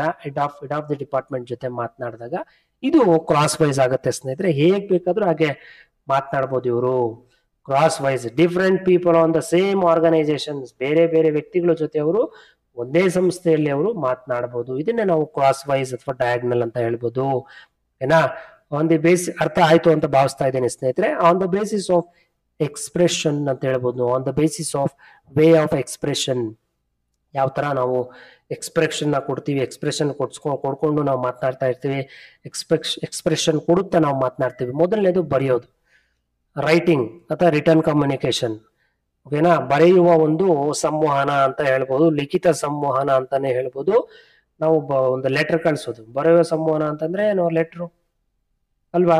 ಲೆಟರ್ ಕಳಿಸೋದಾಗ್ಲಿ, ಮೆಮೊ ಕಳಿಸೋದಾಗ್ಲಿ, ಇನ್ಸ್ಟ್ರಕ್ಷನ್ಸ್ ಥ್ರೂ ರೈಟಿಂಗ್, ಇವೆಲ್ಲ ರೈಟಿಂಗ್ ಮುಖಾಂತರ ಇರತಕ್ಕಂಥದ್ದು. ಓರಲ್ ಅಂತಂದ್ರೆ ಜಸ್ಟ್ ನೀವೇನ್ ಮಾಡ್ತೀರಾ, ಮೌಖಿಕವಾಗಿ ಆದೇಶ ಮಾಡ್ತಕ್ಕಂಥದ್ದು ಅಥವಾ ಮೌಖಿಕವಾಗಿ ಚರ್ಚೆ ಮಾಡ್ತಕ್ಕಂಥದ್ದು, ಬಾಯಿ ಮುಖಾಂತರ ಮಾತನಾಡ್ತಕ್ಕಂಥದ್ದು. ವಿಜುವಲ್ ಅಂತಂದ್ರೆ ಒಂದು ನೋಡುವ ಮುಖಾಂತರ, ಕಣ್ಣಲ್ಲೇ ನೀವೇನ್ ಮಾಡ್ತೀರಾ, ಕಮ್ಯುನಿಕೇಶನ್ ಮಾಡ್ತೀರಾ. ಎಷ್ಟೋ ಜನ ಮಾಡ್ತೀರಾ ಕೂಡ, ಐಸ್ ಕಮ್ಯುನಿಕೇಶನ್ ನೀವು ಮಾಡ್ತೀರಲ್ವಾ, ನಿಮ್ಗೆ ಗೊತ್ತಿರುತ್ತೆ, ನಾನೇನು ಎಕ್ಸ್ಪ್ಲೈನ್ ಮಾಡ್ಬೇಕಾಗಿಲ್ಲ, ನಿಮ್ಗೆ ರಿಯಲ್ ಆಗಿ ಫೀಲ್ ಆಗಿರುತ್ತೆ, ನಿಮಗೂ ಎಕ್ಸ್ಪೀರಿಯನ್ಸ್ ಕೂಡ ಆಗಿರುತ್ತೆ. ಕಣ್ಣಲ್ಲೇ ಮಾತನಾಡ್ತಾರೆ ಕೆಲವರು ಅಲ್ವಾ. ಮಕ್ಕಳ ಹತ್ರ ಕಣ್ಣಲ್ಲೇ ಮಾತಾಡ್ತಾರೆ, ದೊಡ್ಡವ್ರ ಹತ್ರ ಕಣ್ಣಲ್ಲೇ ಮಾತನಾಡ್ತಾರೆ, ಫ್ರೆಂಡ್ಸ್ ಹತ್ರ ಅಂತೂ ತುಂಬಾನೇ ಮಾತಾಡ್ತಾರೆ ಕಣ್ಣಲ್ಲಿ. ಸೊ ಇದೆಲ್ಲ ನಿಮ್ಗೆ ಎಕ್ಸ್ಪೀರಿಯನ್ಸ್ ಆಗಿರುತ್ತೆ, ನಾನು ಹೇಳೋದು ಬೇಡ. Visual communication, audio visual communication ಅಂದ್ರೆ ನಾವು ಕಣ್ಣಲ್ಲಿ ಮಾತಾಡ್ಬೋದು ನೋಡೋದ್ರ ಮುಖಾಂತರ, ಮತ್ತೆ ಆಡಿಯೋ ಅಂತಂದ್ರೆ ಮಾತನಾಡೋದ್ರ ಮುಖಾಂತರ. ಆಡಿಯೋ ವಿಡಿಯೋ ಅಂತಂದ್ರೆ ನಿಮಗೆಲ್ಲ ಗೊತ್ತಿದೆ, ನಾವು ನಾವು ಜಸ್ಟ್ ನಾವು ಮೈಕ್ ತಗೊಂಡು ಮಾತಾಡ್ತಾ ಇದ್ರೆ ದಟ್ ಈಸ್ ಆಡಿಯೋ. ವಿಡಿಯೋ ಅಂತಂದ್ರೆ ನಾವು ವಿಡಿಯೋ ರೆಕಾರ್ಡ್ ಮಾಡಿ ವಿಡಿಯೋಲಿ ಟೆಲಿಕಾಸ್ಟ್ ಮಾಡಿದಾಗ ಅದೊಂದು ವಿಡಿಯೋ ಕಮ್ಯುನಿಕೇಶನ್ ಅಥವಾ ವಿಜುವಲ್ ಕಮ್ಯುನಿಕೇಶನ್. ಈ ವಿಜುವಲ್ ಕಮ್ಯುನಿಕೇಶನ್ ಅಲ್ಲಿ ಟಿವಿ ಎಕ್ಸಾಂಪಲ್ ಆಗುತ್ತೆ ಸ್ನೇಹಿತರೆ. ಈ ಆಡಿಯೋ ಮತ್ತೆ ವಿಡಿಯೋನಲ್ಲಿ ಪ್ರೊಜೆಕ್ಟರ್ಸ್ ಆಗಿರ್ಬೋದು, ಪ್ರೊಜೆಕ್ಟರ್ಸ್ ಅಲ್ಲಿ ನೋಡ್ಬೋದು, ಕೇಳ್ಬೋದು ಅಲ್ವಾ, ಪ್ರೊಜೆಕ್ಟರ್ಸು ನೋಡಿ ಇವೆಲ್ಲ ಆಡಿಯೋ ವಿಡಿಯೋ ಸ್ಲೈಡ್ಸ್ ಅದೆಲ್ಲ ಬರ್ತಾ ಇರುತ್ತೆ ಕಂಪ್ಯೂಟರ್ ಅಲ್ಲಿ, ಎಲ್ಲ ನೋಡ್ಬೋದು audio visual communication. Non verbal communication ಅಂತಂದ್ರೆ ಗೆಸ್ಚರ್ಸ್ ಮುಖಾಂತರ, ಸನ್ನೆಗಳ ಮುಖಾಂತರ ಮಾತನಾಡ್ತಕ್ಕಂಥದ್ದು ಗೆಸ್ಚರ್ಸು, ನಾನ್ ವರ್ಬಲ್ಲು. ಈ ಕೈಯಲ್ಲಿ ಊಟ ಆಯ್ತಾ ಅಂತ ಹೇಳೋದಕ್ಕೆ ನೀವು ತೋರಿಸಿ, ಈಗ ಊಟ ಆಯ್ತಾ ಅನ್ನೋದಕ್ಕೆ ಕುತ್ಕೊಂಡಿದ್ದೀರಲ್ವಾ, ಕುತ್ಕೊಂಡು ವಿಡಿಯೋ ನೋಡ್ತಾ ಇದ್ದೀರಾ, ಊಟ ಆಯ್ತಾ ಅನ್ನೋದಕ್ಕೆ ಏನ್ ಹೇಳ್ತೀರಾ ನೀವು? ಕೈಯಲ್ಲಿ ಆಕ್ಷನ್ ಮಾಡಲ್ವಾ? ಮತ್ತೆ ಇಲ್ಲಾದ್ರೂ ಹೊರಗಡೆ ಹೋಗಿದ್ದ ಅಂತ ಹೇಳೋದಕ್ಕೆ ಏನಾದ್ರು ಒಂದು ಕೈಯಲ್ಲಿ ಆಕ್ಷನ್ ಮಾಡಿ ತೋರಿಸ್ತೀರಾ? ಹೊಟ್ಟೆ ಹಸ್ತಾ ಇದೆಯಾ ಅನ್ನೋದಕ್ಕೆ ಕೈಯಲ್ಲಿ ಆಕ್ಷನ್ ಮಾಡಿ ತೋರಿಸ್ತೀರಾ ಅಲ್ವಾ? ಅರ್ಥ ಆಗ್ಲಿಲ್ವಾ ಅನ್ನೋದಕ್ಕೆ ಕೈಯಲ್ಲೂ ಆಕ್ಷನ್ ಮಾಡಿ ತೋರಿಸ್ತೀರಾ, ಬಾಯಲ್ಲೂ ಹೇಳ್ತೀರಾ, ಮತ್ತೆ ಕಣ್ಣಲ್ಲೂ ಆಕ್ಷನ್ ಮಾಡ್ತೀರಾ, ತಲೆ ಕೂಡ ಅಲ್ಲಾಡಿಸ್ತೀರಾ. ಸೊ ಈ ರೀತಿ ನಾನ್ ವರ್ಬಲ್ ಅಂತಾನೆ ಹೇಳ್ಬೋದು ಸ್ನೇಹಿತರೆ. ಅದು ಸನ್ನೆಗಳ ಮುಖಾಂತರನೇ ನಾವು ಮಾತಾಡ್ತಕ್ಕಂಥದ್ದು. ಮುಂದೆ ಇದೆ ಎಕ್ಸ್ಪ್ಲೇನ್ ಮಾಡ್ತೀನಿ. ಇನ್ನು ನೋ ಕಮ್ಯುನಿಕೇಶನ್, ಕೆಲವರು ಮಾತನಾಡೋದೇ ಇಲ್ಲ, ಸುಮ್ಮನೆ ಇರ್ತಾರೆ, ಅವರು ಮಾತನಾಡೋದೇ ಇಲ್ಲ, ಅದು ಒಂದು ಕಮ್ಯುನಿಕೇಶನ್. ಮಾತನಾಡ್ದೇನೆ ನಿಮ್ಮ ಹತ್ರ ಕಮ್ಯುನಿಕೇಟ್ ಮಾಡ್ತಾರೆ, ಅವ್ರ ಬಾಯೇ ಬಿಚ್ಚಲ್ಲ, ಬಟ್ ನಾವೇ ಅರ್ಥ ಮಾಡ್ಕೋಬೇಕಾಗತ್ತೆ. ಅವ್ರ ಹತ್ರ ಅವ್ರ ಫೇಸ್ ನೋಡಿ, ಅವ್ರ ಎಕ್ಸ್ಪ್ರೆಷನ್ಸ್ ನೋಡಿ ನಾವು ಅರ್ಥ ಮಾಡ್ಕೋಬೇಕಾಗತ್ತೆ ಅವ್ರಿಗೆ ಏನ್ ಬೇಕು. ಫಾರ್ ಎಕ್ಸಾಂಪಲ್ ಈ ನೋ ಕಮ್ಯುನಿಕೇಶನ್ ಬೆಸ್ಟ್ ಎಕ್ಸಾಂಪಲ್ ಯಾರು? ಚೈಲ್ಡ್ ಸ್ನೇಹಿತರೆ ಅಲ್ವಾ. ಮಗು ಏನು ಮಾತಾಡಲ್ಲ, ಏನ್ ಮಾತಾಡತ್ತೆ ಮಗು? ನಾವೇ ಅರ್ಥ ಮಾಡ್ಕೋಬೇಕು. ಮಗು ಹೊಟ್ಟೆ ಹಸುವಾದ್ರೂ ನಾವು ಅರ್ಥ ಮಾಡ್ಕೋಬೇಕು, ಮಗುಗೆ ಏನಾದ್ರು ಗಾಯ ಆಗಿ ಅಳ್ತಾ ಇದ್ರು ನಾವೇ ಅರ್ಥ ಮಾಡ್ಕೋಬೇಕಾಗತ್ತೆ. ಸೊ ಈ ತರ ತುಂಬಾ ಈಸಿ ಇದೆ ಸ್ನೇಹಿತರೆ ಕಮ್ಯುನಿಕೇಶನ್. ಅಷ್ಟು ಈಸಿ ಯಾವುದು ಇಲ್ಲ ಸ್ನೇಹಿತರೆ, ಅಷ್ಟು ಈಸಿ ಇದೆ. On the basis of organisation structure, ಇದರಲ್ಲಿ ಫಾರ್ಮಲ್, ಇನ್ಫಾರ್ಮಲ್ ಇದೆ. ಫಾರ್ಮಲ್ ಅಂತಂದ್ರೆ ಒಂದು ಅಫಿಷಿಯಲ್ ಗೆಜೆಟೆಡ್ ಮುಖಾಂತರ ಆದೇಶ ಹೊರಡಿಸ್ತಕ್ಕಂಥದ್ದೇ ಆಗ್ಲಿ, ಸ್ಟ್ರಿಕ್ಟ್ ಆಗಿ ಒಂದು ಮೀಟಿಂಗ್ ಅಲ್ಲಿ ಮಾತನಾಡ್ತಕ್ಕಂಥದ್ದಾಗ್ಲಿ ಮ್ಯಾನೇಜರು ಅಲ್ವಾ, ಸ್ಟ್ರಿಕ್ಟ್ ಆಗಿ ರಿಜಿಡ್ ರೂಲ್ಸ್ ನ ಹೇಳೋದಾಗ್ಲಿ, ಪಾಲಿಸೀಸ್ ನ ಹೇಳೋದಾಗ್ಲಿ, ಪ್ರೊಸೀಜರ್ಸ್ ನ ಹೇಳೋದಾಗ್ಲಿ, ಏನಕ್ಕೆ ಅವರ ಆಬ್ಜೆಕ್ಟಿವ್ಸ್ ನ ಫುಲ್ಫಿಲ್ ಮಾಡ್ಕೊಳ್ಳೋದಕ್ಕೆ ಅವರು ಸ್ಟ್ರಿಕ್ಟ್ ಆಗಿ ಅವರು ಬಿಹೇವ್ ಮಾಡ್ತಾರೆ. ಬೆಸ್ಟ್ ಎಕ್ಸಾಂಪಲ್ ಏನಪ್ಪಾ ಅಂತಂದ್ರೆ ಇವೆಲ್ಲ ನಡೆಯೋದು ಸಂಸ್ಥೆಗಳಲ್ಲೇನೆ ನಡೆಯುತ್ತೆ, ಆರ್ಗನೈಸೇಷನ್ಸ್ ಗಳಲ್ಲೇ ನಡೆಯುತ್ತೆ. ಇಲ್ಲಿ ಆರ್ಗನೈಸೇಷನ್ ಅಂತ ಹೇಳಿದಾಗ ಕಾರ್ಪೊರೇಟ್ ಫರ್ಮ್ಸ್ ಆಗಿರ್ಬೋದು, ಗೌರ್ಮೆಂಟ್ ಡಿಪಾರ್ಟ್ಮೆಂಟ್ಸ್ ಆಗಿರ್ಬೋದು, NGO ಆಗಿರ್ಬೋದು, ಸೋಷಿಯಲ್ ಸರ್ವಿಸ್ ಗ್ರೂಪ್ಸ್ ಆಗಿರ್ಬೋದು, ಇಲ್ಲೆಲ್ಲ ಫಾರ್ಮಲ್ ಆಗೇ ಕಮ್ಯುನಿಕೇಶನ್ ನಡೀತಕ್ಕಂಥದ್ದು. ಇನ್ಫಾರ್ಮಲ್ ಕಮ್ಯುನಿಕೇಶನ್ ಅಂತಂದ್ರೆ ಇದನ್ನ ನಾವು ಗ್ರೇಪ್ ವೈನ್, ದ್ರಾಕ್ಷಾ ಬಳ್ಳಿ ಅಂತ ನಾವು ಕರಿತೇವೆ, ದ್ರಾಕ್ಷಾ ಬಳ್ಳಿ ಸಂವಹನ ಅಂತ ಕರಿತೇವೆ. ಇನ್ಫಾರ್ಮಲ್ ಕಮ್ಯುನಿಕೇಶನ್, ಅನೌಪಚಾರಿಕ ಸಂವಹನ ಅಂತಂದ್ರೆ ಇಲ್ಲಿ ನಾವು ವ್ಯಕ್ತಿಗಳ ನಡುವೆ ಮಾತನಾಡ್ತೀವಲ್ವಾ, ಡಿಫ್ರೆಂಟ್ ವ್ಯಕ್ತಿಗಳ ನಡುವೆ ನಾವು ಮಾತನಾಡ್ತೇವೆ, ಒಂದು ಸಂಬಂಧವನ್ನ ಬೆಳೆಸ್ಕೊಳ್ಳೋದಕ್ಕೆ ಮಾತನಾಡ್ತೀವಲ್ಲ, ಅದು ಯಾವ ರೀತಿ ಮಾತನಾಡ್ತೀವಿ ಅಂತಂದ್ರೆ ವೈಯಕ್ತಿಕವಾಗಿ ಮಾತನಾಡ್ತಕ್ಕಂಥದ್ದು, ಮತ್ತೆ ಗುಂಪುಗಳ ಒಂದು ಹಿತಾಸಕ್ತಿಗೆ ನಾವು ಮಾತನಾಡ್ತಕ್ಕಂಥದ್ದು, ಪರ್ಸನಲ್ ಆಗಿ ಮಾತನಾಡ್ತಕ್ಕಂಥದ್ದು, ಕ್ಯಾಶುವಲ್ ಆಗಿ ಮಾತನಾಡ್ತಕ್ಕಂಥದ್ದನ್ನ ನಾವು ಇನ್ಫಾರ್ಮಲ್ ಕಮ್ಯುನಿಕೇಶನ್. ಒಂದು ಸಂಸ್ಥೆಯಲ್ಲಿ ಈಗ ಕೆಲಸ ಮಾಡ್ತಾ ಇರ್ತಾರೆ ಎಂಪ್ಲಾಯ್ಸ್ ಕೆಲಸ ಮಾಡ್ತಾ ಇರ್ಬೇಕಾದ್ರೆ ವರ್ಕಿಂಗ್ ಅವರ್ಸ್ ಅಲ್ಲಿ ಅವರು ಯಾವುದೇ ರೀತಿಯಾದ ಇನ್ಫಾರ್ಮಲ್ ಲ್ಯಾಂಗ್ವೇಜ್ ನ ಬಳಕೆ ಮಾಡೋದಿಲ್ಲ. ಮಧ್ಯಾಹ್ನ ಈ 1 to 2 ಲಂಚ್ ಅವರ್ಸ್ ಅಲ್ಲಿ ಸಿಗುತ್ತಲ್ವಾ, ಆ ಟೈಮಲ್ಲಿ ಇನ್ಫಾರ್ಮಲ್ ಲ್ಯಾಂಗ್ವೇಜ್ ನ ಬಳಸ್ಕೊಂಡು ಮಾತಾಡ್ತಾರೆ, ಪರ್ಸನಲ್ ಆಗಿ ಮಾತನಾಡ್ತಾರೆ. ಕೆಲವೊಬ್ರು ಏನ್ ಮಾಡ್ತಾರೆ, ವರ್ಕಿಂಗ್ ಅವರ್ಸ್ ಅಲ್ಲೇ ಪರ್ಸನಲ್ ಆಗಿ ಮಾತನಾಡೋದು ಕೂಡ ಉಂಟು ಸ್ನೇಹಿತರೆ. ಫಾರ್ ಎಕ್ಸಾಂಪಲ್ ವರ್ಕಿಂಗ್ ಅವರ್ಸ್ ಅಲ್ಲಿ ಕೆಲಸ ಮಾಡ್ತಾನೆ ಊಟ ಆಯ್ತಾ, ಮನೇಲಿ ಏನ್ ಸಾರ್ ಮಾಡಿದ್ರಿ, ಮನೇಲಿ ಏನ್ ಅಡ್ಗೆ ಮಾಡಿದ್ರಿ ಅಂತ ಫ್ಯಾಮಿಲಿ ಮ್ಯಾಟರ್ಸ್ ಎಲ್ಲ ತಗೊಂಡ್ ಮಾತನಾಡೋದಕ್ಕೆ ಪ್ರಾರಂಭ ಮಾಡ್ತಾರೆ. ಮತ್ತೆ ಗಾಸಿಪ್ಸ್ ಕೂಡ ಮಾಡೋದಕ್ಕೆ ಪ್ರಾರಂಭ ಮಾಡ್ತಾರೆ. ಅವ್ರ ಶರ್ಟ್ ಚೆನ್ನಾಗಿಲ್ಲ, ಇವ್ರ ಪ್ಯಾಂಟ್ ಚೆನ್ನಾಗಿಲ್ಲ, ಅವ್ರು ಹಾಕಿರೋ ಮೇಕಪ್ ಚೆನ್ನಾಗಿಲ್ಲ ಅಂತ ಬೇರೆಯವ್ರ ಬಗ್ಗೆ ಏನೇನೋ ಮಾತನಾಡ್ಕೊಳ್ತಕ್ಕಂಥದ್ದು ಕೂಡ ಗಾಸಿಪ್ಸ್ ಆಗುತ್ತೆ. ಅದನ್ನೇ ನಾವು ಗ್ರೇಪ್ ವೈನ್ ಕಮ್ಯುನಿಕೇಶನ್. ಮತ್ತೆ ಇನ್ನೊಬ್ರು ಮಾತನಾಡ್ತಾ ಇರೋದು ನೋಡಿ, ಅವ್ರು ಮಾತನಾಡ್ತಾ ಇರೋದು ಚೆನ್ನಾಗಿಲ್ಲ, ಅವ್ರು ನೋಡಿ ಹೇಗ್ ಮಾತನಾಡ್ತಾ ಇದ್ದಾರೆ, ಅವ್ರು ಮಾತನಾಡೋದಕ್ಕೆ ಬರಲ್ಲ. ಸೊ ಈ ರೀತಿ ಎಲ್ಲ ಮಾತನಾಡ್ಕೊಳ್ತಕ್ಕಂಥದ್ದನ್ನ ನಾವು ಗ್ರೇಪ್ ವೈನ್ ಅಥವಾ ಇನ್ಫಾರ್ಮಲ್ ಕಮ್ಯುನಿಕೇಶನ್ ಅಂತಾನೆ ಹೇಳ್ಬೋದು. Next on the basis of objective ಅಲ್ಲಿ ನೋಡೋದಾದ್ರೆ ಉದ್ದೇಶಿತವಾಗಿ ನಾವು ಕಮ್ಯುನಿಕೇಶನ್ ಮಾಡ್ತೀವಿ. ಏನು ಯಾವ ಒಂದು ಅಂಶಗಳಲ್ಲಿ ನಾವು ಉದ್ದೇಶಪೂರ್ವಕವಾಗಿ ನಾವು ಕಮ್ಯುನಿಕೇಶನ್ ಮಾಡ್ತೇವೆ ಅಂತ ನೋಡೋದಾದ್ರೆ ಸ್ನೇಹಿತರೆ, ಮೊದಲನೇದೇ ಮಾಸ್ ಅಥವಾ ಸೊಸೈಟಲ್ ಕಮ್ಯುನಿಕೇಶನ್ ಅಂತೇಳಿ. ಮಾಸ್ ಅಂತಂದ್ರೆ ನಿಮ್ಗೆ ಆಲ್ರೆಡಿ ಹೇಳಿದ್ದೀನಿ, ಒಂದು ಸಮಾಜದಲ್ಲಿ ನಾವೇನ್ ಮಾಡ್ತೀವಿ, ಓವರ್ ಆಲ್ ಆಗಿ ಮಾಸ್ ಆಗಿ ಹೆಚ್ಚು ಜನಸಂಖ್ಯೆ ಇರ್ತಕ್ಕಂಥ ಒಂದು ಜಾಗದಲ್ಲಿ ನಾವು ಒಂದು ಪೂರ್ವಕವಾಗಿ ಮಾತನಾಡ್ತಕ್ಕಂಥದ್ದು. ಈಗ ಒಂದು ಸಂಸ್ಥೆಯಲ್ಲಿ ಎಲ್ಲರನ್ನೂ ಸೇರಿಸಿ ಅವ್ರ ಜೊತೆ ಫಾರ್ಮಲ್ ಲ್ಯಾಂಗ್ವೇಜ್ ನ ಬಳಸಿ ಮಾತನಾಡ್ತಕ್ಕಂಥದ್ದು ಅಲ್ವಾ, ಉದ್ದೇಶದ ಆಧಾರದ ಮೇಲೆ ನಾವು ಮಾತನಾಡ್ತಕ್ಕಂಥದ್ದು. ಎರಡನೇದು ಸೋಷಿಯಲೈಸಿಂಗ್ ಕಮ್ಯುನಿಕೇಶನ್. ಈ ಸೋಷಿಯಲೈಸಿಂಗ್ ಅಂತಂದ್ರೆ ಸಮಾಜದಲ್ಲಿ ನಾವು ಏನು ಅವರನ್ನ ಬದಲಾವಣೆ ಮಾಡಬೇಕು ಅದರ ಒಂದು ವಿಷಯಗಳ ಒಂದು ಆಧಾರವನ್ನಾಗಿಟ್ಕೊಂಡು ಉದ್ದೇಶಪೂರ್ವಕವಾಗಿ ಸಮಾಜಕ್ಕೆ ಏನಾದ್ರೂ ಒಂದು ಗೋಲ್ ಅಂದ್ರೆ ಗುರಿಯನ್ನ ಒಂದು ಮುಟ್ಸ್ಬೇಕು ಅಂತೇಳಿ, ನಾವು ಸಮಾಜದಲ್ಲ ಒಂದು ಬದಲಾವಣೆ ಕಾಣ್ಬೇಕು ಅಂತೇಳಿ ಸಮಾಜಕ್ಕೆ ನಾವು ಏನಾದ್ರೂ ಒಂದು ಅವರಿಗೆ ಯೂಸ್ ಆಗೋ ರೀತಿಯ ಒಂದು ಕಮ್ಯುನಿಕೇಶನ್ ನ ಮಾಡ್ತಕ್ಕಂಥದ್ದನ್ನ ನಾವು ಸೋಷಿಯಲೈಸಿಂಗ್ ಅಂತ ಹೇಳ್ಬೋದು. ಇನ್ನು ಪೊಲಿಟಿಕಲ್ ಕಮ್ಯುನಿಕೇಶನ್ ಬಗ್ಗೆ ನಾನೇನ್ ಹೇಳೋದೇ ಬೇಡ ನಿಮ್ಗೆ. ರಾಜಕಾರಣಿಗಳು ಯಾವ ರೀತಿ ಮಾತನಾಡ್ತಾರೆ ಅಂತ ಟಿವಿಗಳಲ್ಲಿ ಗಂಟಾನುಗಟ್ಲೆ ನೋಡ್ತೀರಾ, ಯೂಟ್ಯೂಬ್ ಅಲ್ಲಿ ಕೂಡ ನೋಡ್ತಲೇ ಇರ್ತೀರಾ. ಪೊಲಿಟಿಕಲ್ ಕಮ್ಯುನಿಕೇಶನ್ ಅಂತಂದ್ರೆ ರಾಜಕಾರಣಿಗಳು ರಾಜಕೀಯ ಭಾಷಣವನ್ನ ಮಾಡೋದಕ್ಕೆ ನಾವು ಪೊಲಿಟಿಕಲ್ ಕಮ್ಯುನಿಕೇಶನ್ ಅಂತೀವಿ. ಎಜುಕೇಶನಲ್ ಕಮ್ಯುನಿಕೇಶನ್ ಅಂತಂದ್ರೆ ಒಂದು ಶೈಕ್ಷಣಿಕವಾದಂತಹ ಒಂದು ವಿಚಾರವಾಗಿ ಮಾತನಾಡ್ತಕ್ಕಂಥದ್ದು, ಶಿಕ್ಷಣದ ವಿಚಾರವಾಗಿ ನಾವು ಮಾತನಾಡ್ತಕ್ಕಂಥದ್ದು ಎಜುಕೇಶನಲ್ ಕಮ್ಯುನಿಕೇಶನ್ ಅಂತಂದ್ರೆ. ಬೆಸ್ಟ್ ಎಕ್ಸಾಂಪಲ್, ಸ್ಕೂಲ್ಸ್ ಅಲ್ಲಿ ಟೀಚರ್ಸ್ ಪಾಠ ಮಾಡ್ತಾರೆ ಅಥವಾ ಟ್ಯೂಷನ್ಸ್ ಅಲ್ಲಿ ಮೇಸ್ಟ್ರು ಟ್ಯೂಷನ್ ಮಾಡ್ತಾರೆ, ಯೂಟ್ಯೂಬ್ಗಳಲ್ಲಿ ಆನ್ಲೈನ್ ಎಜುಕೇಶನ್ ನ ಕೊಡ್ತಾರೆ. ಇವೆಲ್ಲ ಎಜುಕೇಶನ್ ಕಮ್ಯುನಿಕೇಶನ್ ಆಗುತ್ತೆ. ಬಿಸ್ನೆಸ್ ಕಮ್ಯುನಿಕೇಶನ್ ಅಂತಂದ್ರೆ ಬಿಸ್ನೆಸ್ ರಿಲೇಟೆಡ್ ಆಗಿ ವ್ಯಾಪಾರದ ರಿಲೇಟೆಡ್ ಆಗಿ ವ್ಯಾಪಾರದ ಸಂವಹನ ಅಂತಾನೆ ಹೇಳ್ಬೋದು. ಬಿಸ್ನೆಸ್ ರಿಲೇಟೆಡ್ ಅಂತ ಹೇಳಿದಾಗ ನಾವು ಒಬ್ಬ ಮ್ಯಾನೇಜರ್ ಎಲ್ಲಾ ಎಂಪ್ಲಾಯೀಸ್ ಹತ್ರನು ಕಮ್ಯುನಿಕೇಟ್ ಮಾಡ್ತಕ್ಕಂಥದ್ದು. ಒಬ್ಬ ಎಂಪ್ಲಾಯಿ ಎಲ್ಲಾ ಎಂಪ್ಲಾಯೀಸ್ಗೂ ವರ್ಕ್ಸ್ ನ ಅಲಾಟ್ ಮಾಡ್ತಕ್ಕಂಥದ್ದು, ಅವ್ರಿಗೆ ಟ್ರೈನಿಂಗ್ ಕೊಡ್ತಕ್ಕಂಥದ್ದು. ಇದು ಬಿಸ್ನೆಸ್ ಕಮ್ಯುನಿಕೇಶನ್.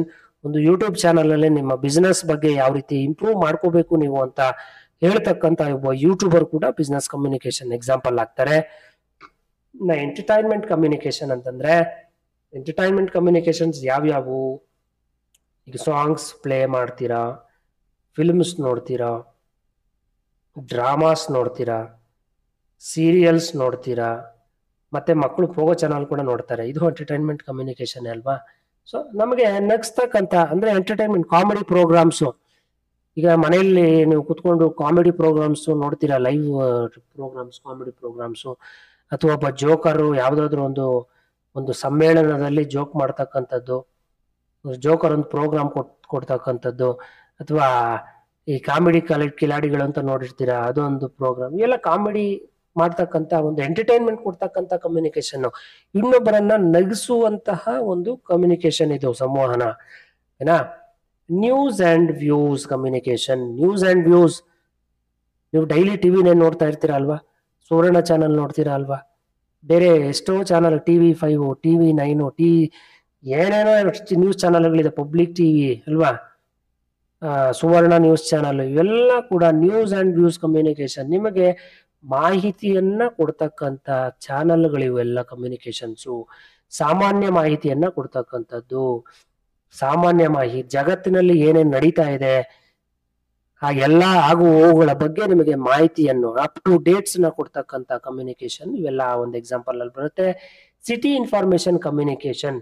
ನಮ್ಮ ಒಂದು ಬೆಂಗಳೂರು ನಗರ, ಫಾರ್ ಎಕ್ಸಾಂಪಲ್ ಕೊಡ್ತಾ ಇದ್ದೀನಿ, ಬೆಂಗಳೂರು ನಗರದ ಬಗ್ಗೆ, ಬೆಂಗಳೂರು ಸಿಟಿಯ ಬಗ್ಗೆ, ಬೆಂಗಳೂರಿನ ಬಗ್ಗೆ ನಿಮಗೆ ಕಂಪ್ಲೀಟ್ ಇನ್ಫಾರ್ಮೇಶನ್ ಹೇಳ್ತಕ್ಕಂಥದ್ದು.